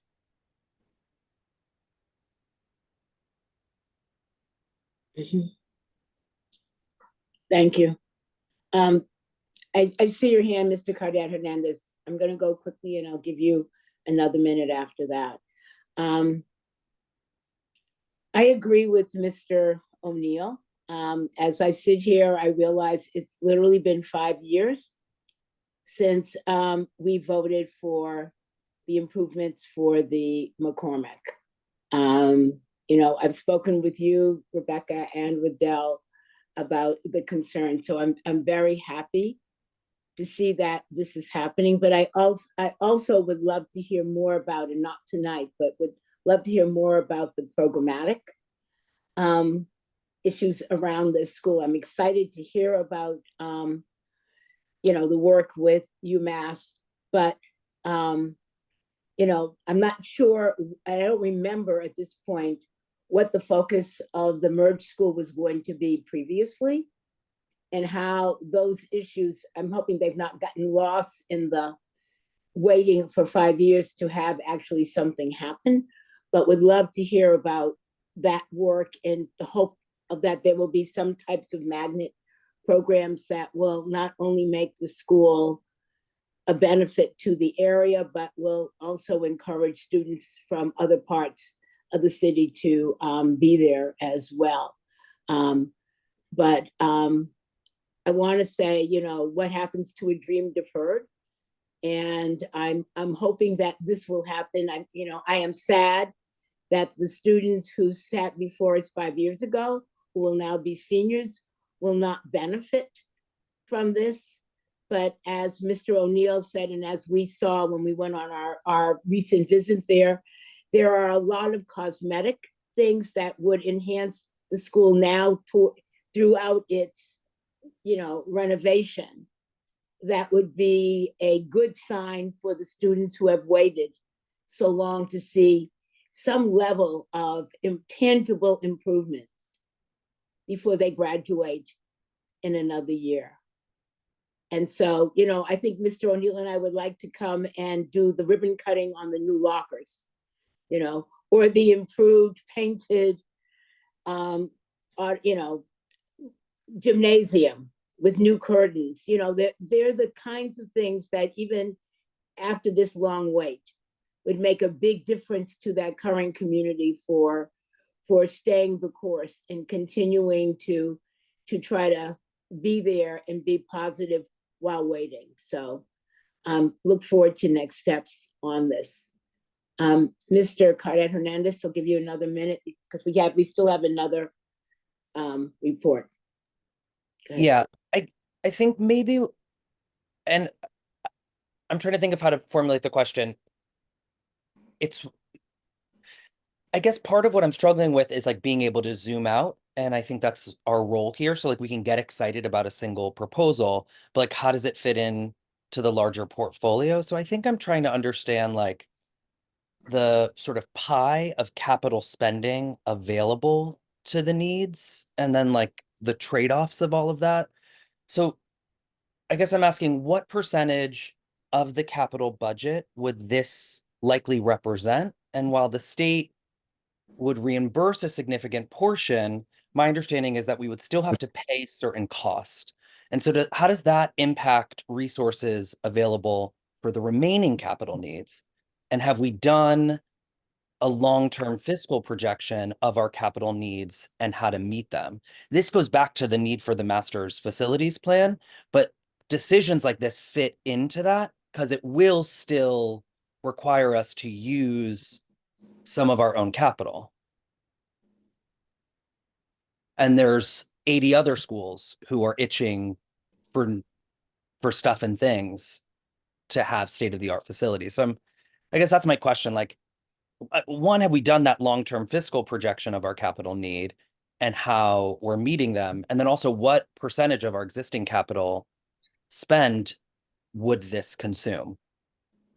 Thank you for that question. Brandon, we're currently internally, this is something that we're working in collaboration with the city's OBM office on. I don't have a specific answer for you tonight, but when the capital planning team, along with the mayor's office, brings the larger presentation later on this spring, we will be able to share more information on sort of like the capital budget pieces. Thank you for that. I know I'm out of time. Before we go to a vote, I think it's good government for us to have some outlines of what that is, because we're voting on spending our own capital on a project without, yes, you pay part of, we're not reimbursed in total, correct? Correct. The MSBA has a formula for all districts, and they get a percentage of approved costs. Yeah. But this submitting a statement of interest doesn't guarantee a project will move forward, and it also doesn't guarantee,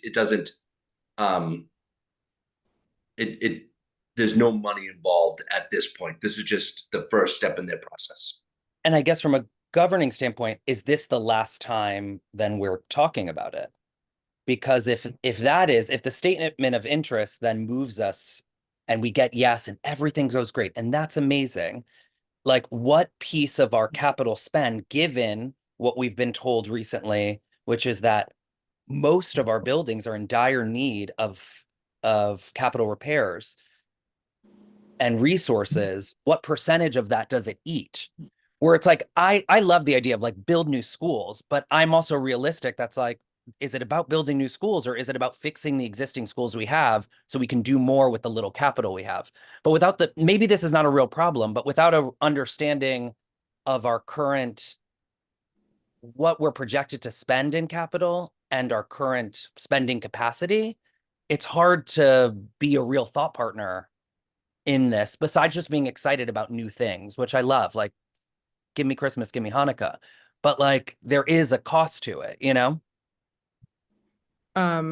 That is correct, and we'll work internally. One thing to flag is that I know that there was, as Chair Robinson and Vice Chair O'Neill shared, the conversation around renovation to the BCLA campus has been going on for a pretty long time. So there has been funds like allocated in the capital budget in the past, even the last capital budget for the BCLA McCormick community renovations.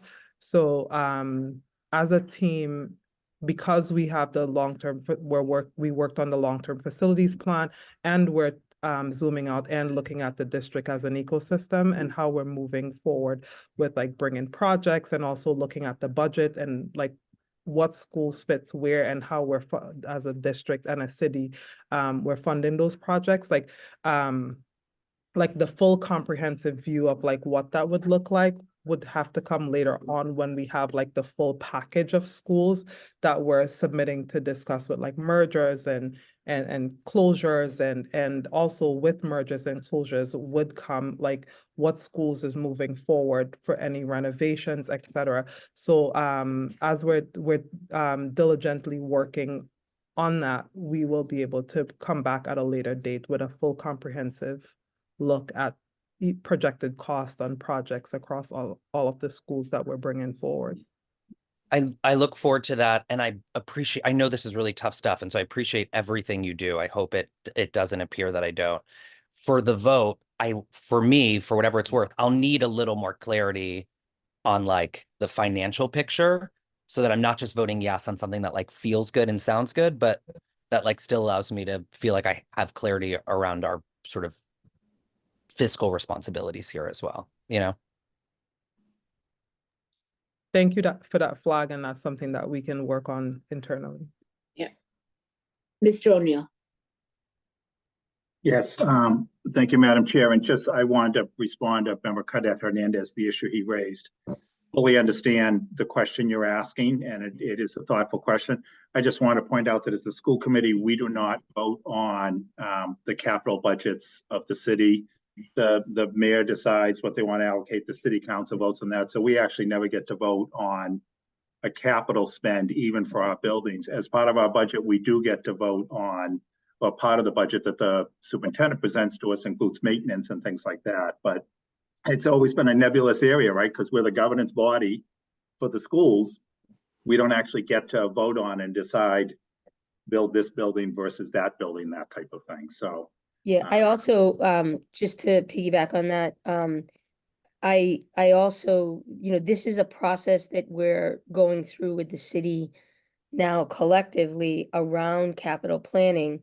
I think everybody wants to get to kind of multi-year budget projection and multi-year capital. I'm not sure that by the time this comes to vote, those will be clearer.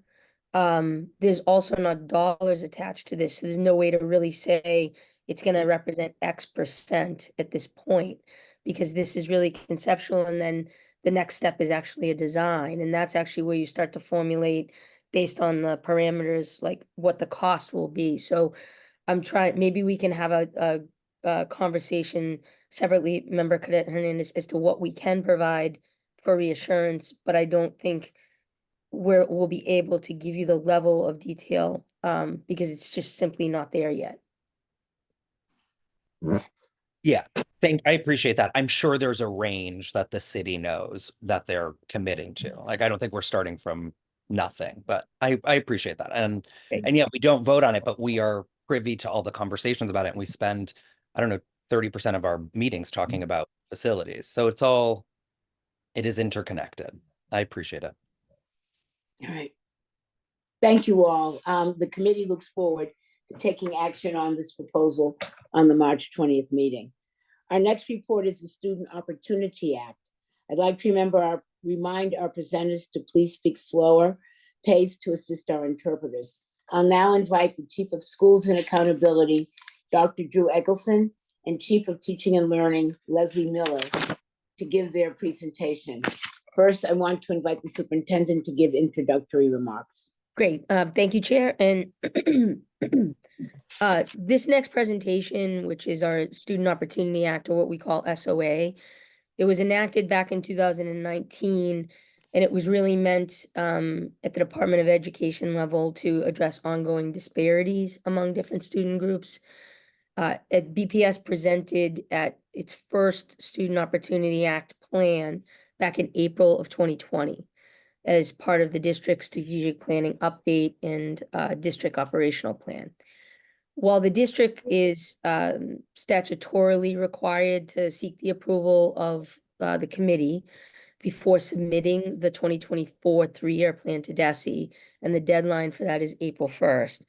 Tonight's presentation will focus on how this process has allowed the district to really align its priorities to the required update. We'll do this in a few ways, by building on the 2020 submission with kind of a focus on three key areas. First being early literacy efforts, the second being opportunities for early college and career pathways, and the last, enhanced pipeline for educated diversity and qualifications. These are all priority areas that we've had lots of conversation here before committee, and now we'll kind of formalize within the plan.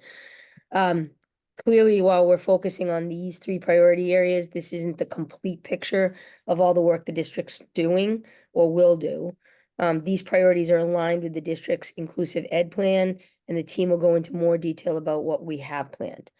I'm joined tonight by Dr. Eccleston, who is our BPS Chief of School and Accountability, and Dr. Leslie Miller, who is our BPS Chief of Teaching and Learning, and they'll walk you and guide you through the presentation. So with that, I'll turn it over to Dr. Eccleston. Thank you. And as always, Superintendent, you did a much better job than I would have to serve team this up. So thank you. And it's an honor to be here this evening with my amazing colleague, Leslie Ryan Miller, Chief of Teaching and Learning. Also just want to acknowledge and thank our colleagues in the Office of Human Capital, particularly the Recruitment, Cultivation and Diversity Program team, the Secondary Schools Office, as well as the Early Childhood Department, among many others who helped work with us in this presentation. I think the superintendent summed up sort of purpose of the Student Opportunity Act, or what we will call SOA, extremely well. We'll just share that I think the design of our presentation this evening is to extend, I think, the conversation around the mid-year presentation to really, I think, identify areas where data is suggesting to us we are having some early evidence of success, where there are persistent challenges, and how we will leverage this Student Opportunity Act to help us continue to accelerate our work. What we'll be sharing with you this evening is the 3 evidence-based programs that are at the heart of our submission to DESE.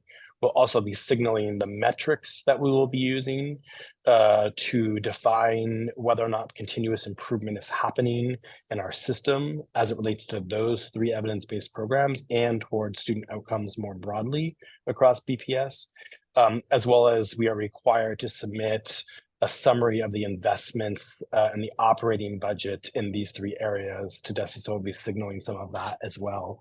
And we'll be coming back asking the school committee's vote for the school committee's vote in approval of the 3 evidence-based programs, the metrics, and the FY25 investments. So I'm going to turn it over to my amazing colleague, Leslie Ryan Miller, who's going to walk us through the agenda and the first part of our presentation. Thank you, Drew. Beautifully said. Good evening, school committee. It's a pleasure to be here and talk about our SOA submission. So really our goals of tonight is to share with you what we are planning to submit on April 1st as our Student Opportunity Act submission. We wanted to share with you the larger points and program, as well as share it with the larger community. And in this presentation, we will share data around where we are in this work, both our strengths as well as our areas for growth, as well as share the required next steps for our submission. Next slide, please. So the 3 priority areas that we're going to talk about this evening, it's really, I think, important to share that these are not new areas.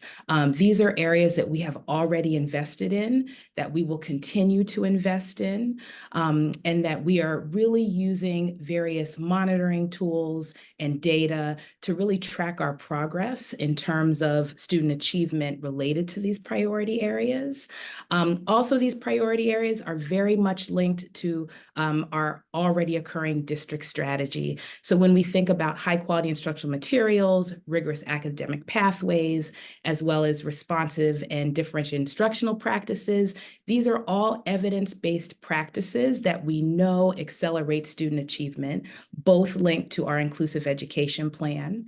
And then we think about quality school plans, as well as universal expectations, progress monitoring, and quarterly reviews, which do just that, help us progress monitor where we are in the implementation of these practices.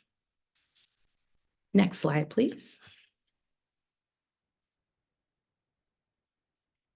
So this slide shares our universal expectations, which we've shared with the school committee before. We've also shared across the district. These are well known to our school leaders.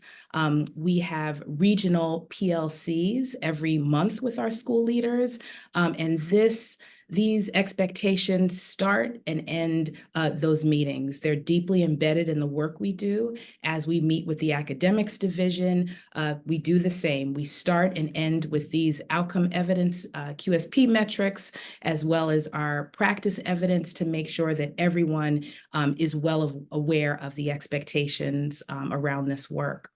The goal is for our schools to make continuous improvement in these areas.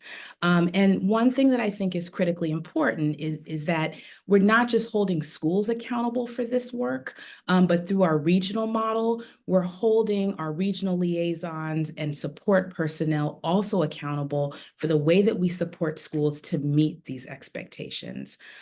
So that's very important. So the elements of the universal expectations are organized into outcome evidence. So the quantitative indicators that we're monitoring and expecting to see progress towards, and then the practice evidence, the actions that we believe that if taken across our schools will again accelerate our students' achievement. Some of these metrics will be proposed to DESE as part of our SOA priorities. Next slide, please. Thank you. So before I go into detail about this slide, I'd like to talk a little bit about how we're monitoring the use of high quality instructional materials before we talk about this data that's been collected. So the data that we are going to show in the next couple of slides are collected through our Equitable Literacy Walkthrough tool, which is an observation form that we use to support schools, regions, in the district to collect observational data on how our schools are faring in terms of the universal expectations that I outlined earlier. We use this observation tool and we look for equitable literacy practices. These indicators within the tool are really rooted in evidence-based and aligned practices, again, that are related to equitable literacy, but also based in the WIDA standards from 2020, as well as the culturally responsive instruction and observation protocol that we call the CRIOP. So our theory of practice is that if we implement these practices and monitor these practices, that again, we will see student achievement. So one area of success that we've seen is just the implementation of high quality instructional materials. So you'll notice from this graph that we've had a 26% increase in terms of the implementation of high quality instructional materials in ELA. We now have 90% of our schools that have implemented HQIM. And last year alone, we had 56 schools opt in to high quality instructional materials in at least one content area.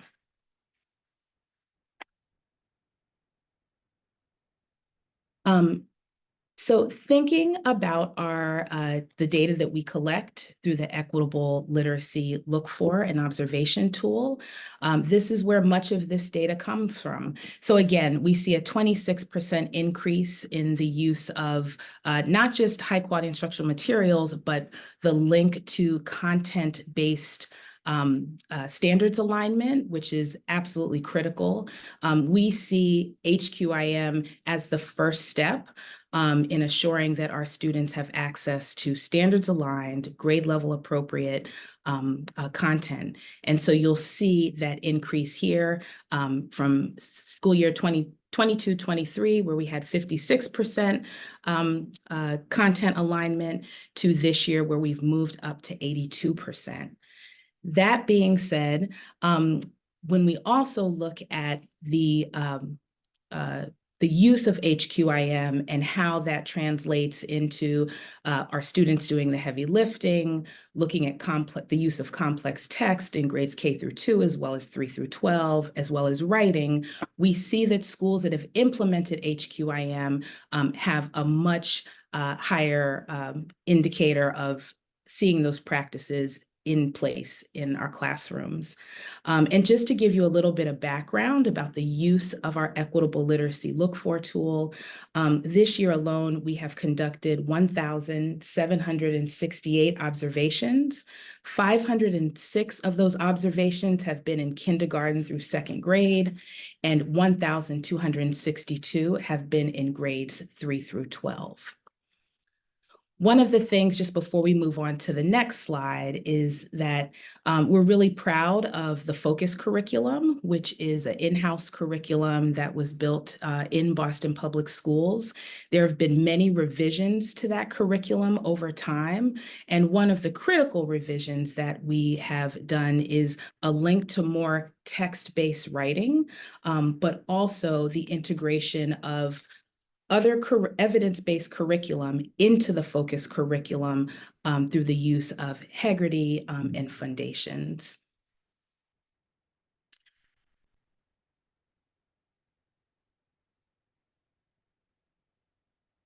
So here's some early learning data points that demonstrate areas of success, as well as some pretty serious areas for growth.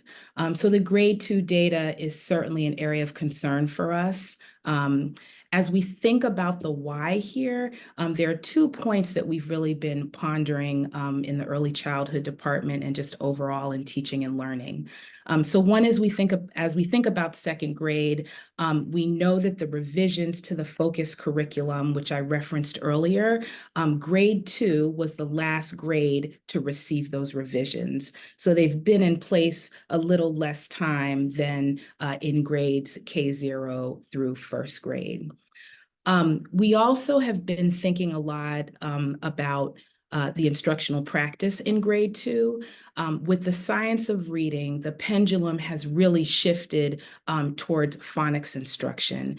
And so again, we've integrated Heggerty, we've integrated Foundations, but now we really see our work as taking that phonemic-based learning and really working with students to figure out how you then apply it to text in reading. So we think that we have some really early wins, just having observed in classrooms and seeing teachers really implement the phonemic approach that we see in Heggerty and again in Foundations, along with the focus curriculum. But there is more work for us to do around really honing in on students applying that to their practice.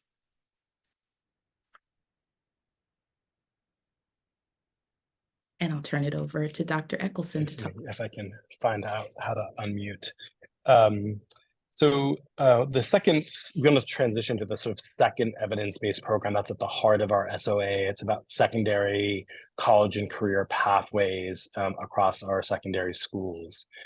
And so you'll see in this graph, there's been a significant increase, and I think it's a dark blue, sort of navy blue at the sort of top of the graph, that's showing essentially about an 1,100 student increase in participation in college and career pathways across BPS. There's different types of pathways. We have Chapter 74 programs. These are programs that are approved by DESE. This might be a carpentry program at Madison, for example, or some of the sort of connected to fine and performing arts at Boston Arts Academy that they have actually officially gone through DESE approval to have a Chapter 74 program. There are also programs that are about college, career, technical education options that are pathways that students can participate in, but may not have DESE approval for Chapter 74 programs. There are new innovation pathways and some really compelling, I think, national research about the opportunities that are provided to students through early college opportunities and dual enrollment options, similar to what the superintendent described earlier relative to the BCLA and McCormick. On some level, this might appear just to sort of be an input of providing more access to programs, which is certainly important. But the sort of governance question is, well, what are the outcomes then for students who are participating in these programs? And clearly, just the research on all of these programs is that they not only have the students who participate in these programs not only have better life outcomes, but also are more likely to attend college, to graduate from high school, and to persist in college should they attend.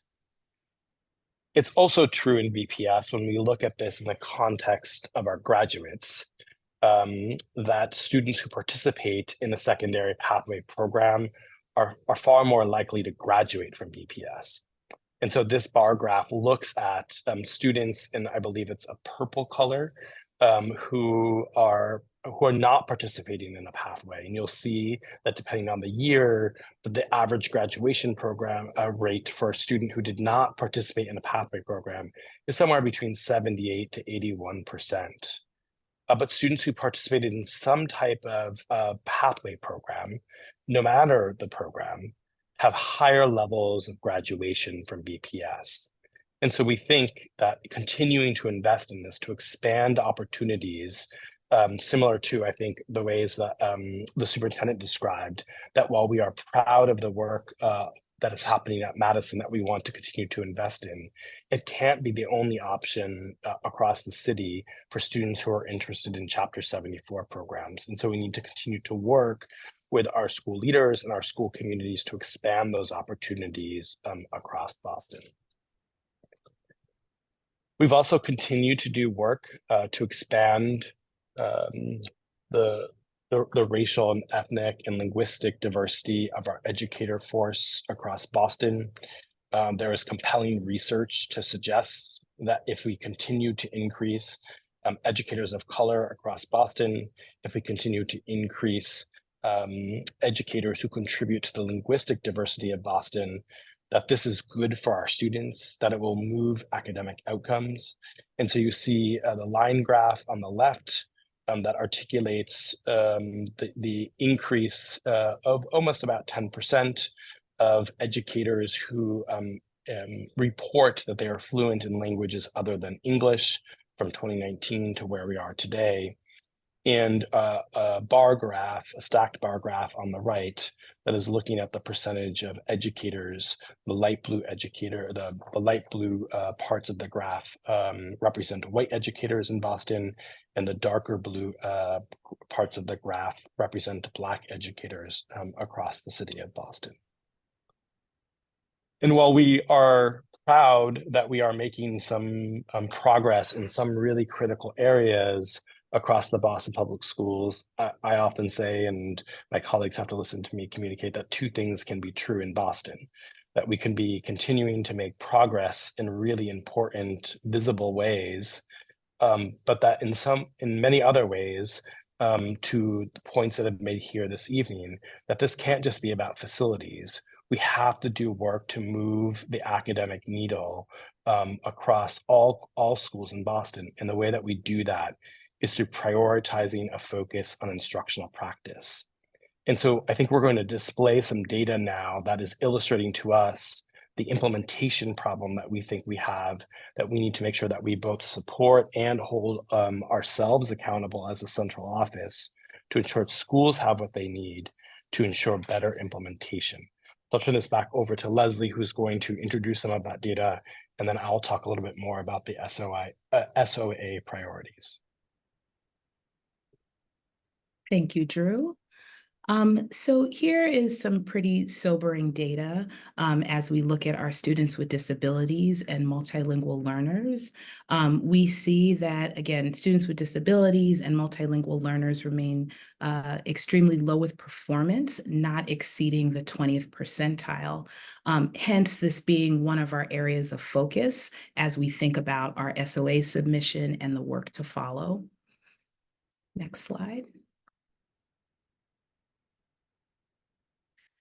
So one of the things that's critically important is, one, making sure that schools, regardless of the classroom, and as we move into inclusive settings, that HQIM is in every classroom. And not only is HQIM in every classroom, but that our students have access to that curriculum, and teachers really understand the instructional moves that need to be made so that all children can have access to grade level standards aligned instruction. One of the things that we're thinking a lot about is the professional learning that needs to occur in support of our educators. And so the days of every department offering professional learning on their own, those are really over. We can't ask teachers to attend a professional learning session with teaching and learning, and then one in OMME, and then one in the Office of Student Specialized Services. We're really making a conscious effort to come together and work cross-functionally to provide professional learning to our educators.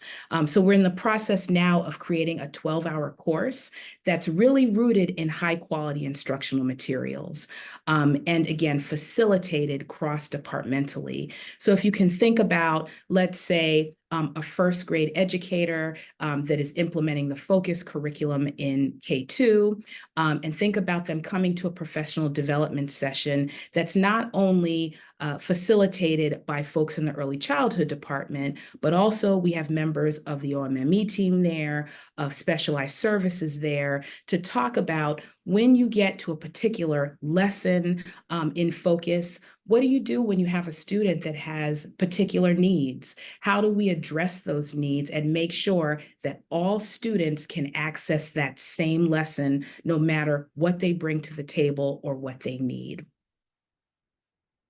Next slide. So this also illustrates what we think is part of our issue just around implementation. So you'll see the first graph really shows what we think is really close to a win, where we have 80% of our classrooms demonstrating grade level content. And we'll continue to work at this until we get to 100%. But we certainly see growth in that area. So you would think that if classrooms are implementing that content aligned instruction, we should also see a rise in some of the other indicators, such as the heavy lifting.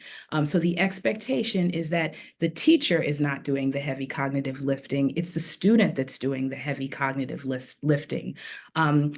Recently, we started working with Zaretta Hammond, the author of Culturally Responsive Teaching and the Brain, who's absolutely amazing. And one of the things she's really honed in on with us, well, actually two things.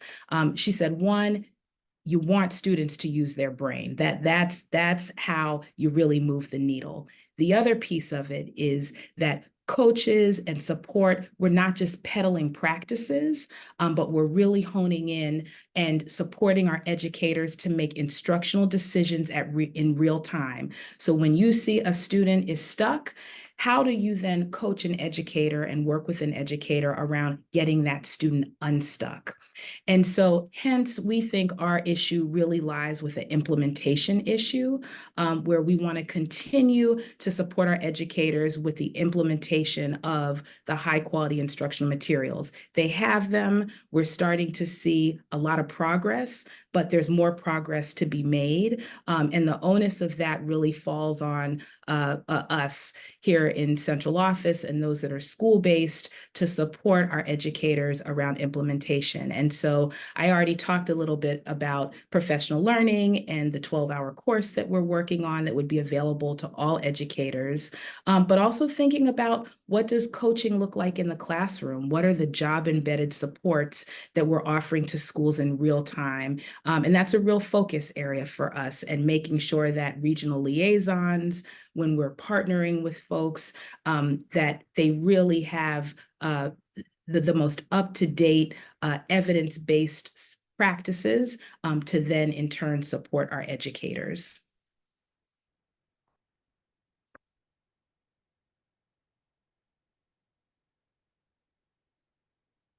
I'll turn it over to Drew. Sorry about the awkward pauses. I can never, when I'm sharing screen, I can't get myself unmuted.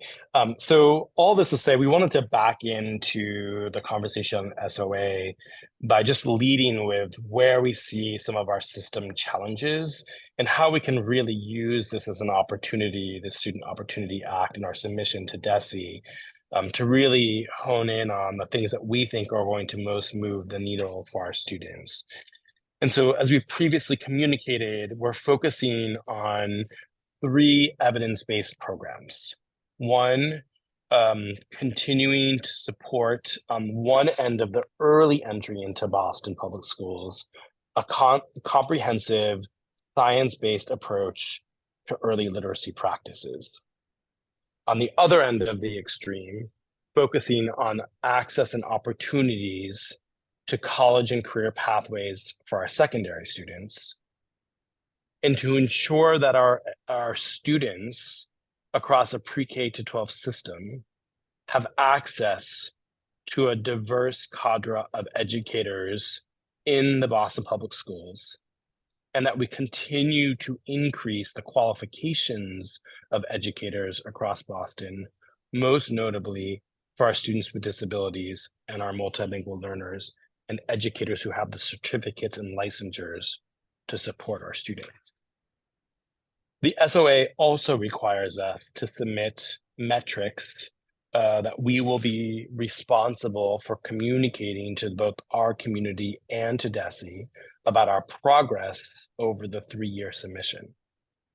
And so as it relates to comprehensive science-based approach to early literacy, we'll be looking at the number of classrooms or the percentage of classrooms with high numbers of multilingual learners and students with disabilities actively using high quality instructional materials and access to culturally scaffolded lessons in the classroom. we'll be looking quantitatively to be increasing MAP fluency scores across the K1, K2 grade levels, but also most notably in grade 2, given the dip that you saw in the earlier slide that my colleague presented, and also be monitoring our 3rd grade MCAS proficiency rates with a specific attention and focus for multilingual learners, students with disabilities, and what DESE refers to as the lowest performing set of students across a grade level. As it relates to the second evidence-based program, as part of our SOA submission, there are 3 metrics that we'll be tracking, or we're proposing, and that we'll be tracking and submitting to DESE our progress in those areas. The number of students completing college and career coursework, the percentage of multilingual learners and students with disabilities enrolled in college and career pathways, and increased graduation rates, particularly for our multilingual learners, students with disabilities, and lowest performing students. And then finally, around enhanced pipeline for educator diversity and qualification, continuing to increase the diversity of educators and new hires, as well as retentions across BPS, and increase the number of educators licensed in moderate disabilities, ESL, or the bilingual endorsement and or SEI endorsement to ensure more access to native language instruction across BPS. Over the next few weeks, we will continue to work with engagement by sharing more about the evidence-based programs, the proposed metrics, and the investments that are embedded within our FY25 budget. We'll be asking for input from a variety of groups, including our district SPED PAC, DLAC, citywide citywide parent council, as well as various unions, including BTU and BASIS, among others. And then on March 20th, I assume my amazing colleague and I, or some other leaders across Boston, will be coming back to the school committee to ask for your approval on the 3 evidence-based programs that we've highlighted this evening, the metrics that we'll be using to monitor progress, and the investments embedded within our FY25 budget toward each initiative. So I think that concludes our presentation. Turn it back over to the chair, and Leslie and I would gladly take questions. I want to thank you both for that presentation, and thank you to your teams for the incredible work that you do every day on behalf of our students. And I want to open it up to members for your questions. Mr. Tran. Thank you for sharing the program with us. This is an area that I have always been very interested in promoting and in ensuring that it does serve all students, especially multilingual and students with disability. On the last screen that you share, pretty much answer some of my question. That is that you are going to reach out to different parents groups, and you are going to solicit their input into this program. I have a comment, and also I do have a series of questions, but I'm gonna just, for lack of time, I just focus on a very few. First of all, we keep hearing about high quality Materials, what are they? material. I understand that the determination of high quality rests with the professional staff and wherever you have there. My question is, we did have a now disbanded group of volunteers for EL students, EL student committee. were they ever consulted on any of these? I understand that they are now disbanded, but I have learned a lot from them. I have shared a lot of concerns with them, even though I'm not part of that committee. And just for my information, just for my self edification, let's say, how much did you incorporate their concerns in all these projects, this lengthy program that you are planning on, despite the fact that DESE is behind our back? But how much were the influence in it? How much did the teachers who are the front lines, who served these particular groups for the last 40 years or so, were ever consulted, or their input was ever consulted? If there is some hard copy of their, of their input that you incorporated, I'd like to have a copy of them.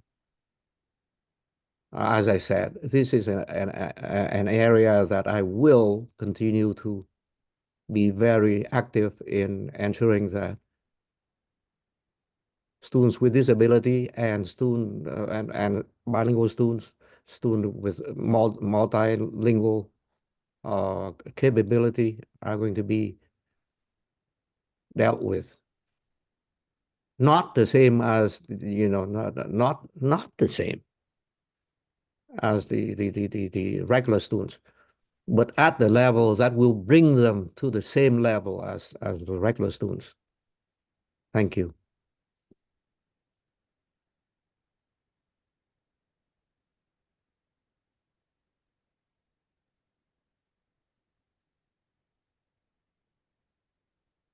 Didn't know whether Superintendent or Leslie, if you wanted to respond. Sure, I'm happy to respond. So one thing I can say is, and some of this happened prior to my return to Boston, but in terms of the selection of high quality instructional materials, there's a very rigorous adoption process that happens that includes educators, school leaders in the selection of the curriculum. So that is certainly a place where we get educator feedback. And as we go on walkthroughs, I'm constantly asking teachers as our program directors, just what's their experience with the curriculum, so that we know what's working, where there are places where we may need to follow up with a vendor, et cetera.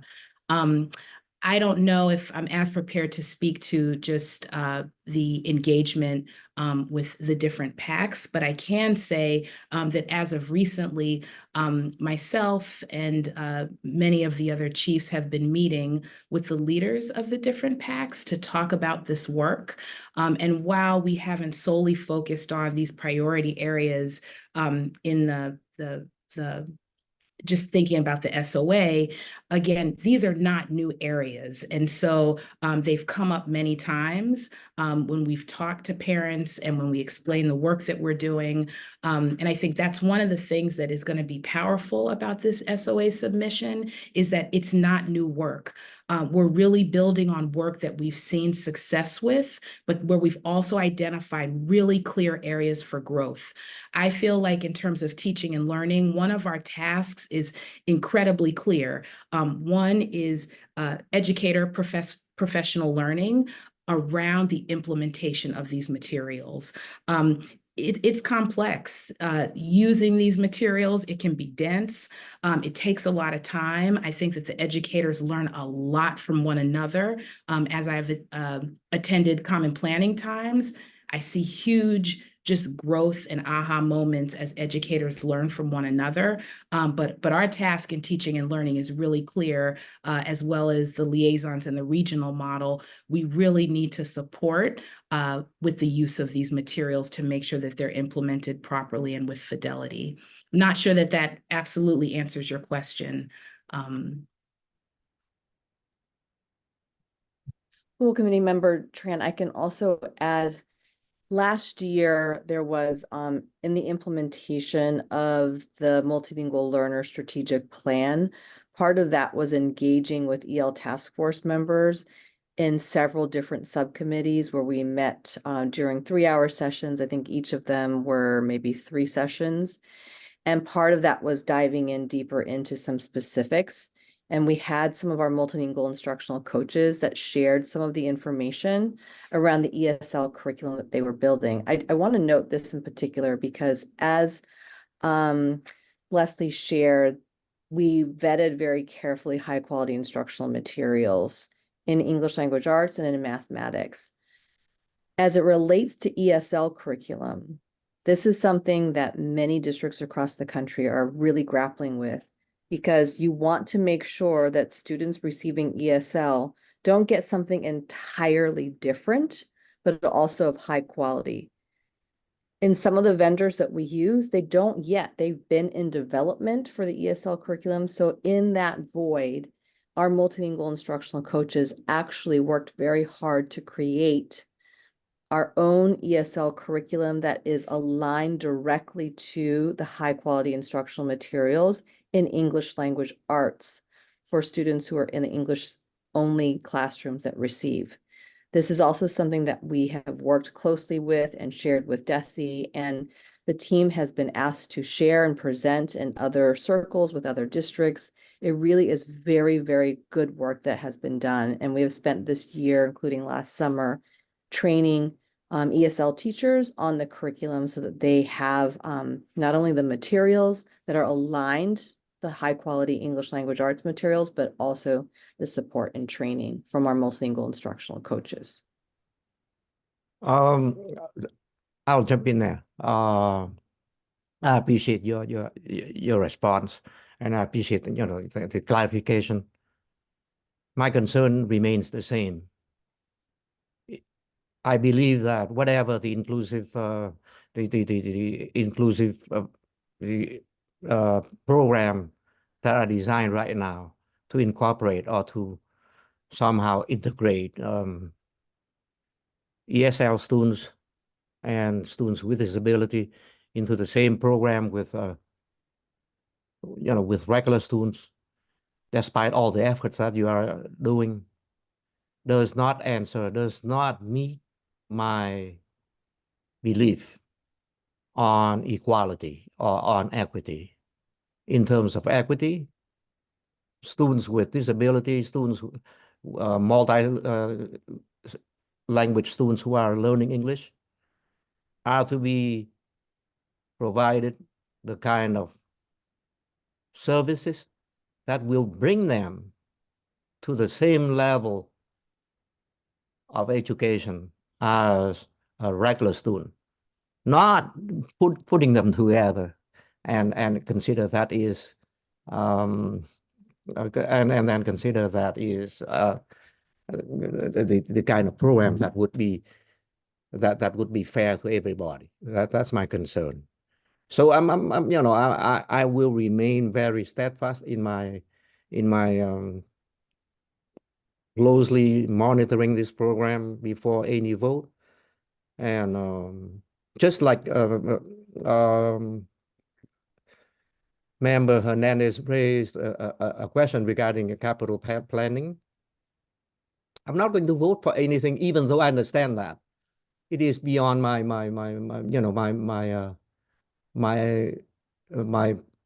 purview to to have any kind of influence, let's say on the budget, like the capital planning. But I'm going to vote on it if there is not enough information on that budget.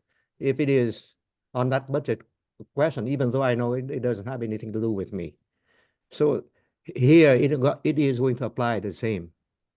The same is until and unless I see whatever we are doing is to provide ESL students, multi-language students, and students with disability, the kind of services that would bring them to the same level as a regular student, not as integrating them and believing that it will be fair.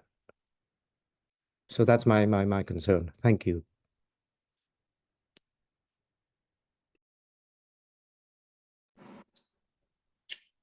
Thank you, Mr.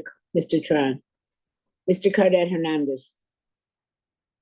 Thank you for the presentation. And I know we always say they're good, but this one actually felt really good. And so thank you. I appreciated the logic model and the clarity around the data and just like the transparency in it. I thought it was just really helpful to understand how you're thinking about this work. So thank you. I have two questions.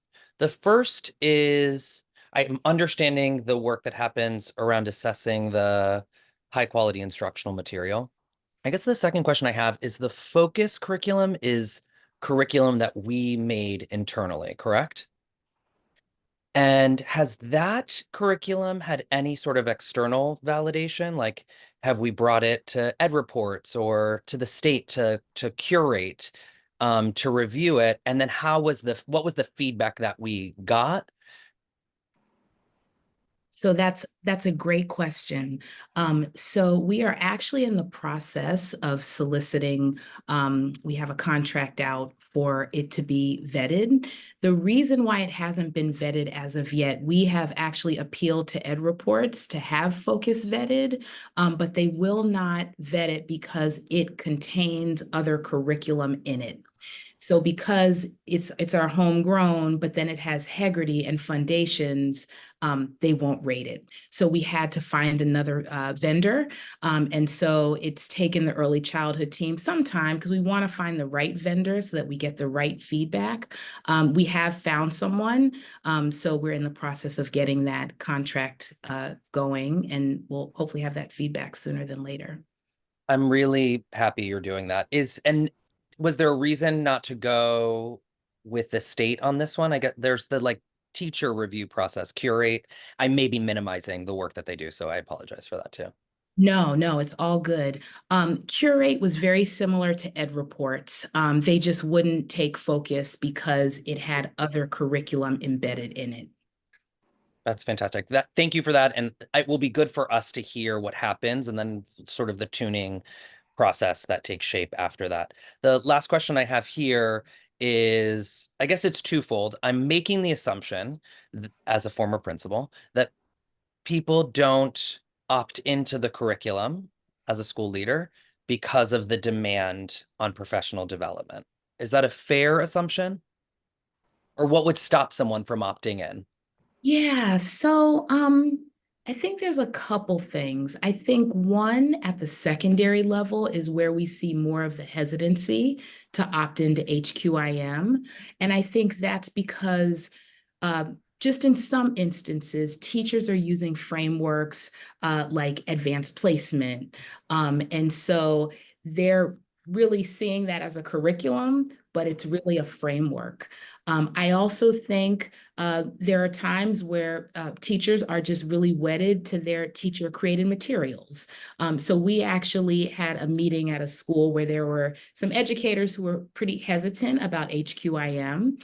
And they said, well, you know, we use this play that was created by an author who is from Nubian Square. We want to continue to use it. And I think their initial thought was, we have to forego that to use HQIM. And so part of it is just the conversations about, you don't have to forego that. You can use that along with HQIM. And there are ways to really do both and.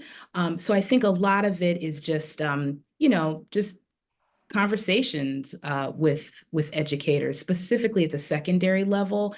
And I will say, anytime a school has asked for us to come out and have that conversation, those conversations have gone incredibly well, just as we kind of talk through what they're hoping to do, and also as we share the real benefits of high quality instructional materials. Yeah. Last thing here, and this is probably more for the superintendent, and thank you so much really for the presentation.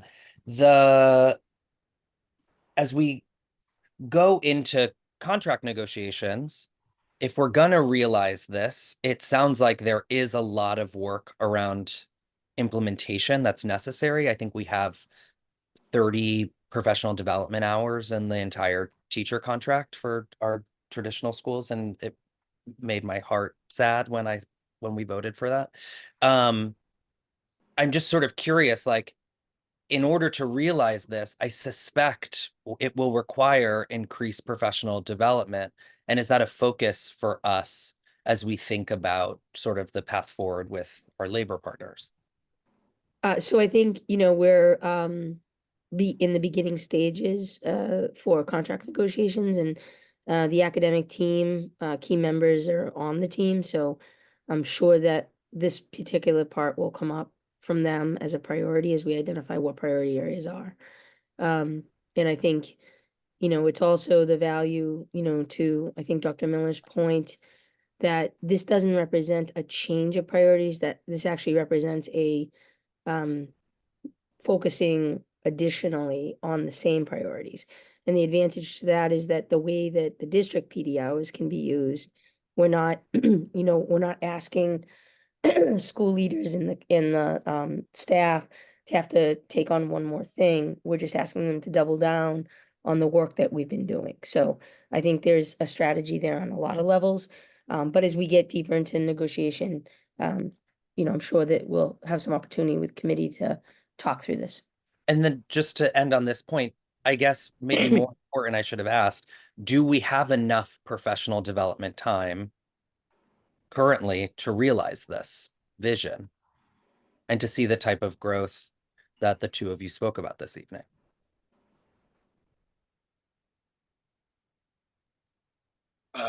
I just to sort of double down on the superintendent's point earlier, I think this will likely be a part of our, as we start to think about our package around contract negotiations. We certainly don't want to reveal that live here on television, but I think it is something that we'll need to be thinking through.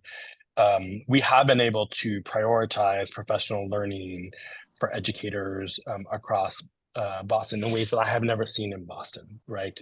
I think under Leslie's leadership, to go from 1,000 flowers bloom strategy to sort of the level of coherence, and to be able to have some control over providing customized professional learning opportunities for our leaders and for our educators, I think we have seen some benefit from it. But I think, to your point, this requires a complete cultural overhaul in the way that we're thinking about teaching and learning in a more ambitious way for our students. And there's a responsibility on our backs as central office leaders to make sure that our educators have the support that they need. And one way to do that is through increased time and opportunity and quality of professional learning. Thank you so much. I look forward to continuing this conversation later.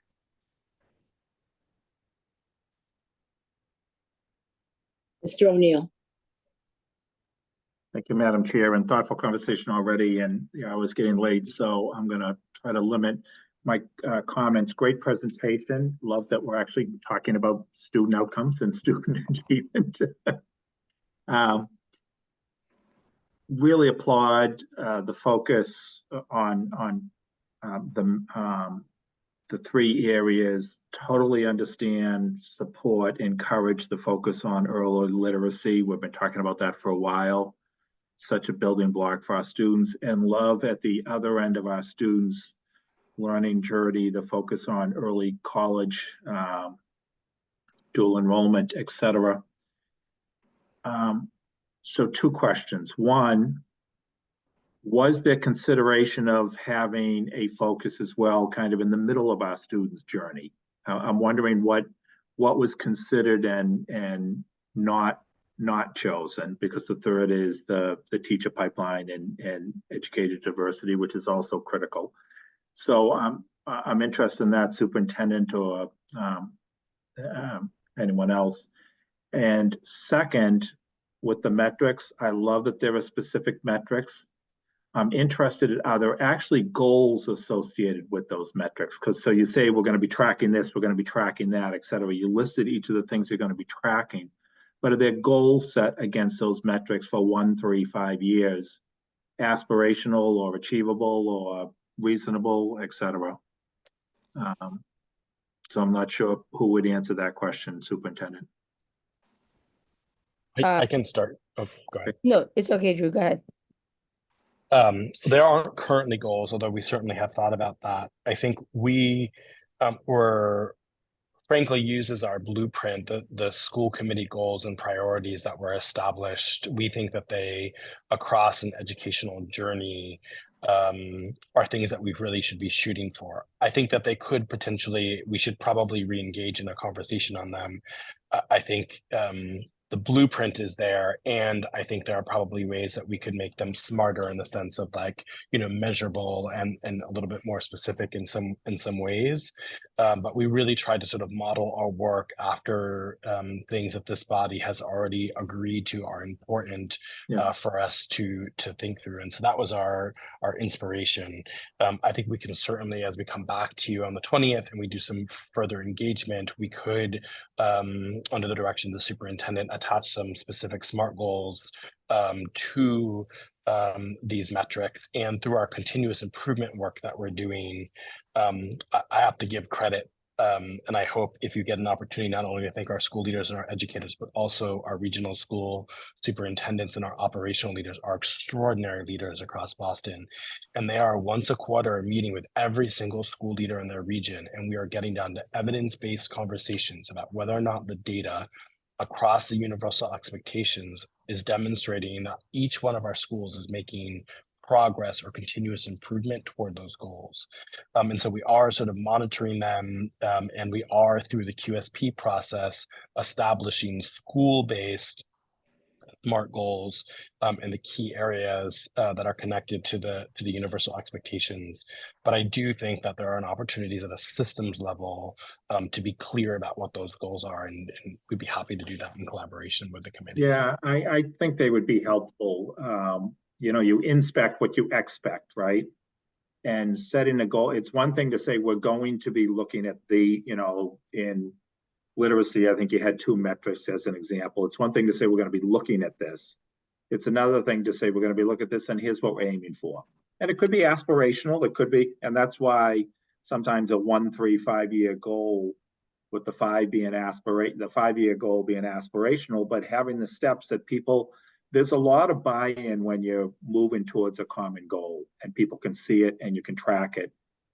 And people want to help collectively get there. And so not just saying, here's what we're going to be looking at, but here's what we're going to be looking at and here's what we're aiming for, I think could be helpful. I don't know if it's required under the state piece or if that's just more we keep it. And I appreciate the focus on tying with the school committee goals as well. And we've sort of been having these discussions about early literacy and, you know, college and career readiness, et cetera. So it ties together that way. But just that's just my thought on the metrics and having goals attached.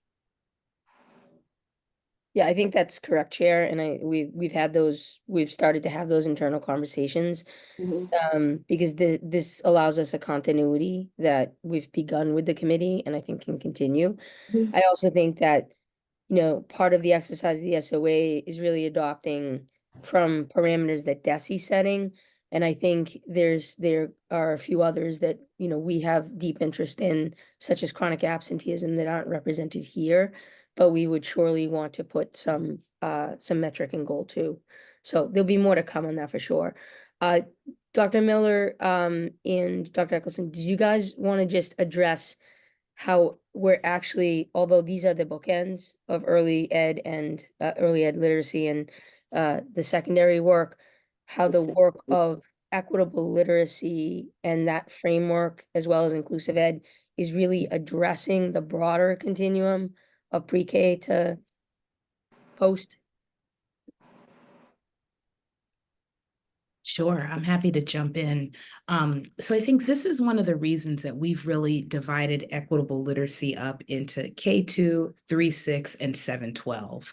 And also on our equitable literacy observation tool, there are some differences when we're going into classrooms and looking at our early childhood classrooms versus looking at our secondary classrooms. So, you know, I think really one of the things, and I don't know if this is exactly getting to what you wanted me to share, Superintendent, but one of the things we've been thinking a lot about is we're really seeing a boost with the phonemic programs in early childhood. And when we start to get to secondary, we certainly have students who need some of those same skills, but it's a very different way to teach when you have a young adult that is still a struggling reader. And so we've really thought about how we look at the equitable literacy practices, how there's consistency among them, but there are some shifts that we need to think about when we think about the different developmental ages of our young people.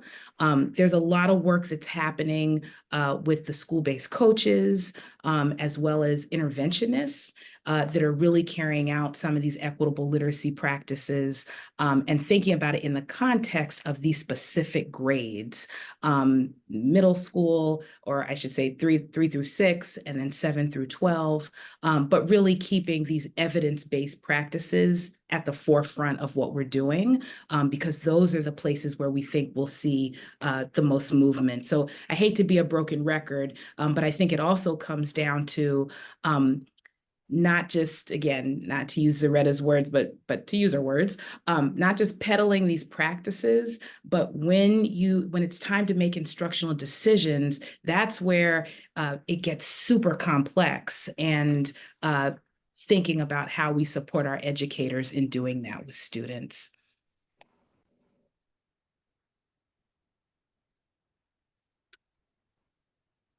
Okay, Thank you. thank you. Okay, again, I go along with everyone else and thank you for the level of depth to this report. I have a couple of quick questions.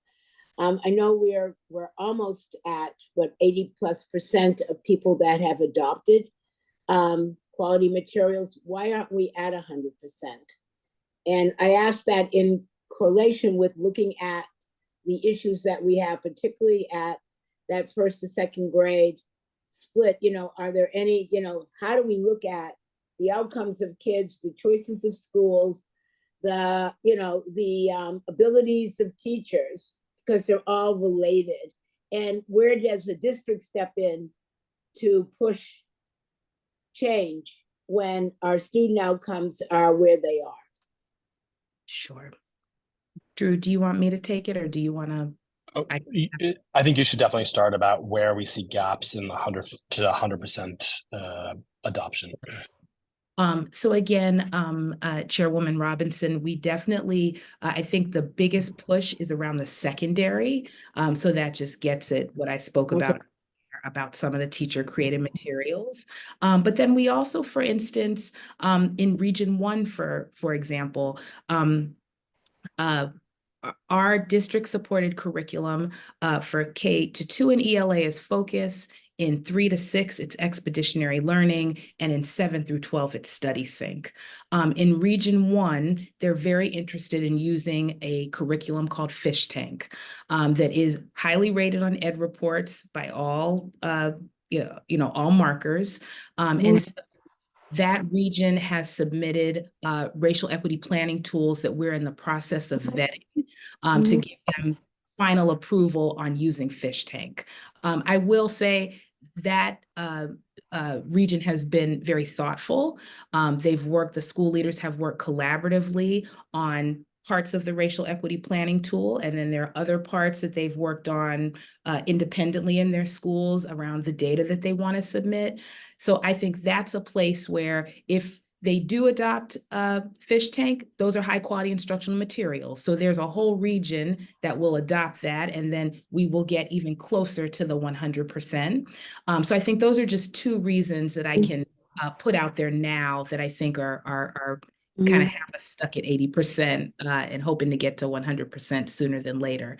I'll also just say, before I turn it over to Drew, we have 29 schools that have already indicated interest in illustrative math, which is HQIM for math. These are schools that are going to move away most likely from investigations and have wanted again, illustrative math. And one of the things that they've cited was there is a specific set of professional learning that has gone that's gone along with the new adopters of illustrative math, and schools have referenced that. So they not only want the curriculum, but they want the support that goes along with that. That's that, again, you know, getting us closer to 100%. That's math, of course, but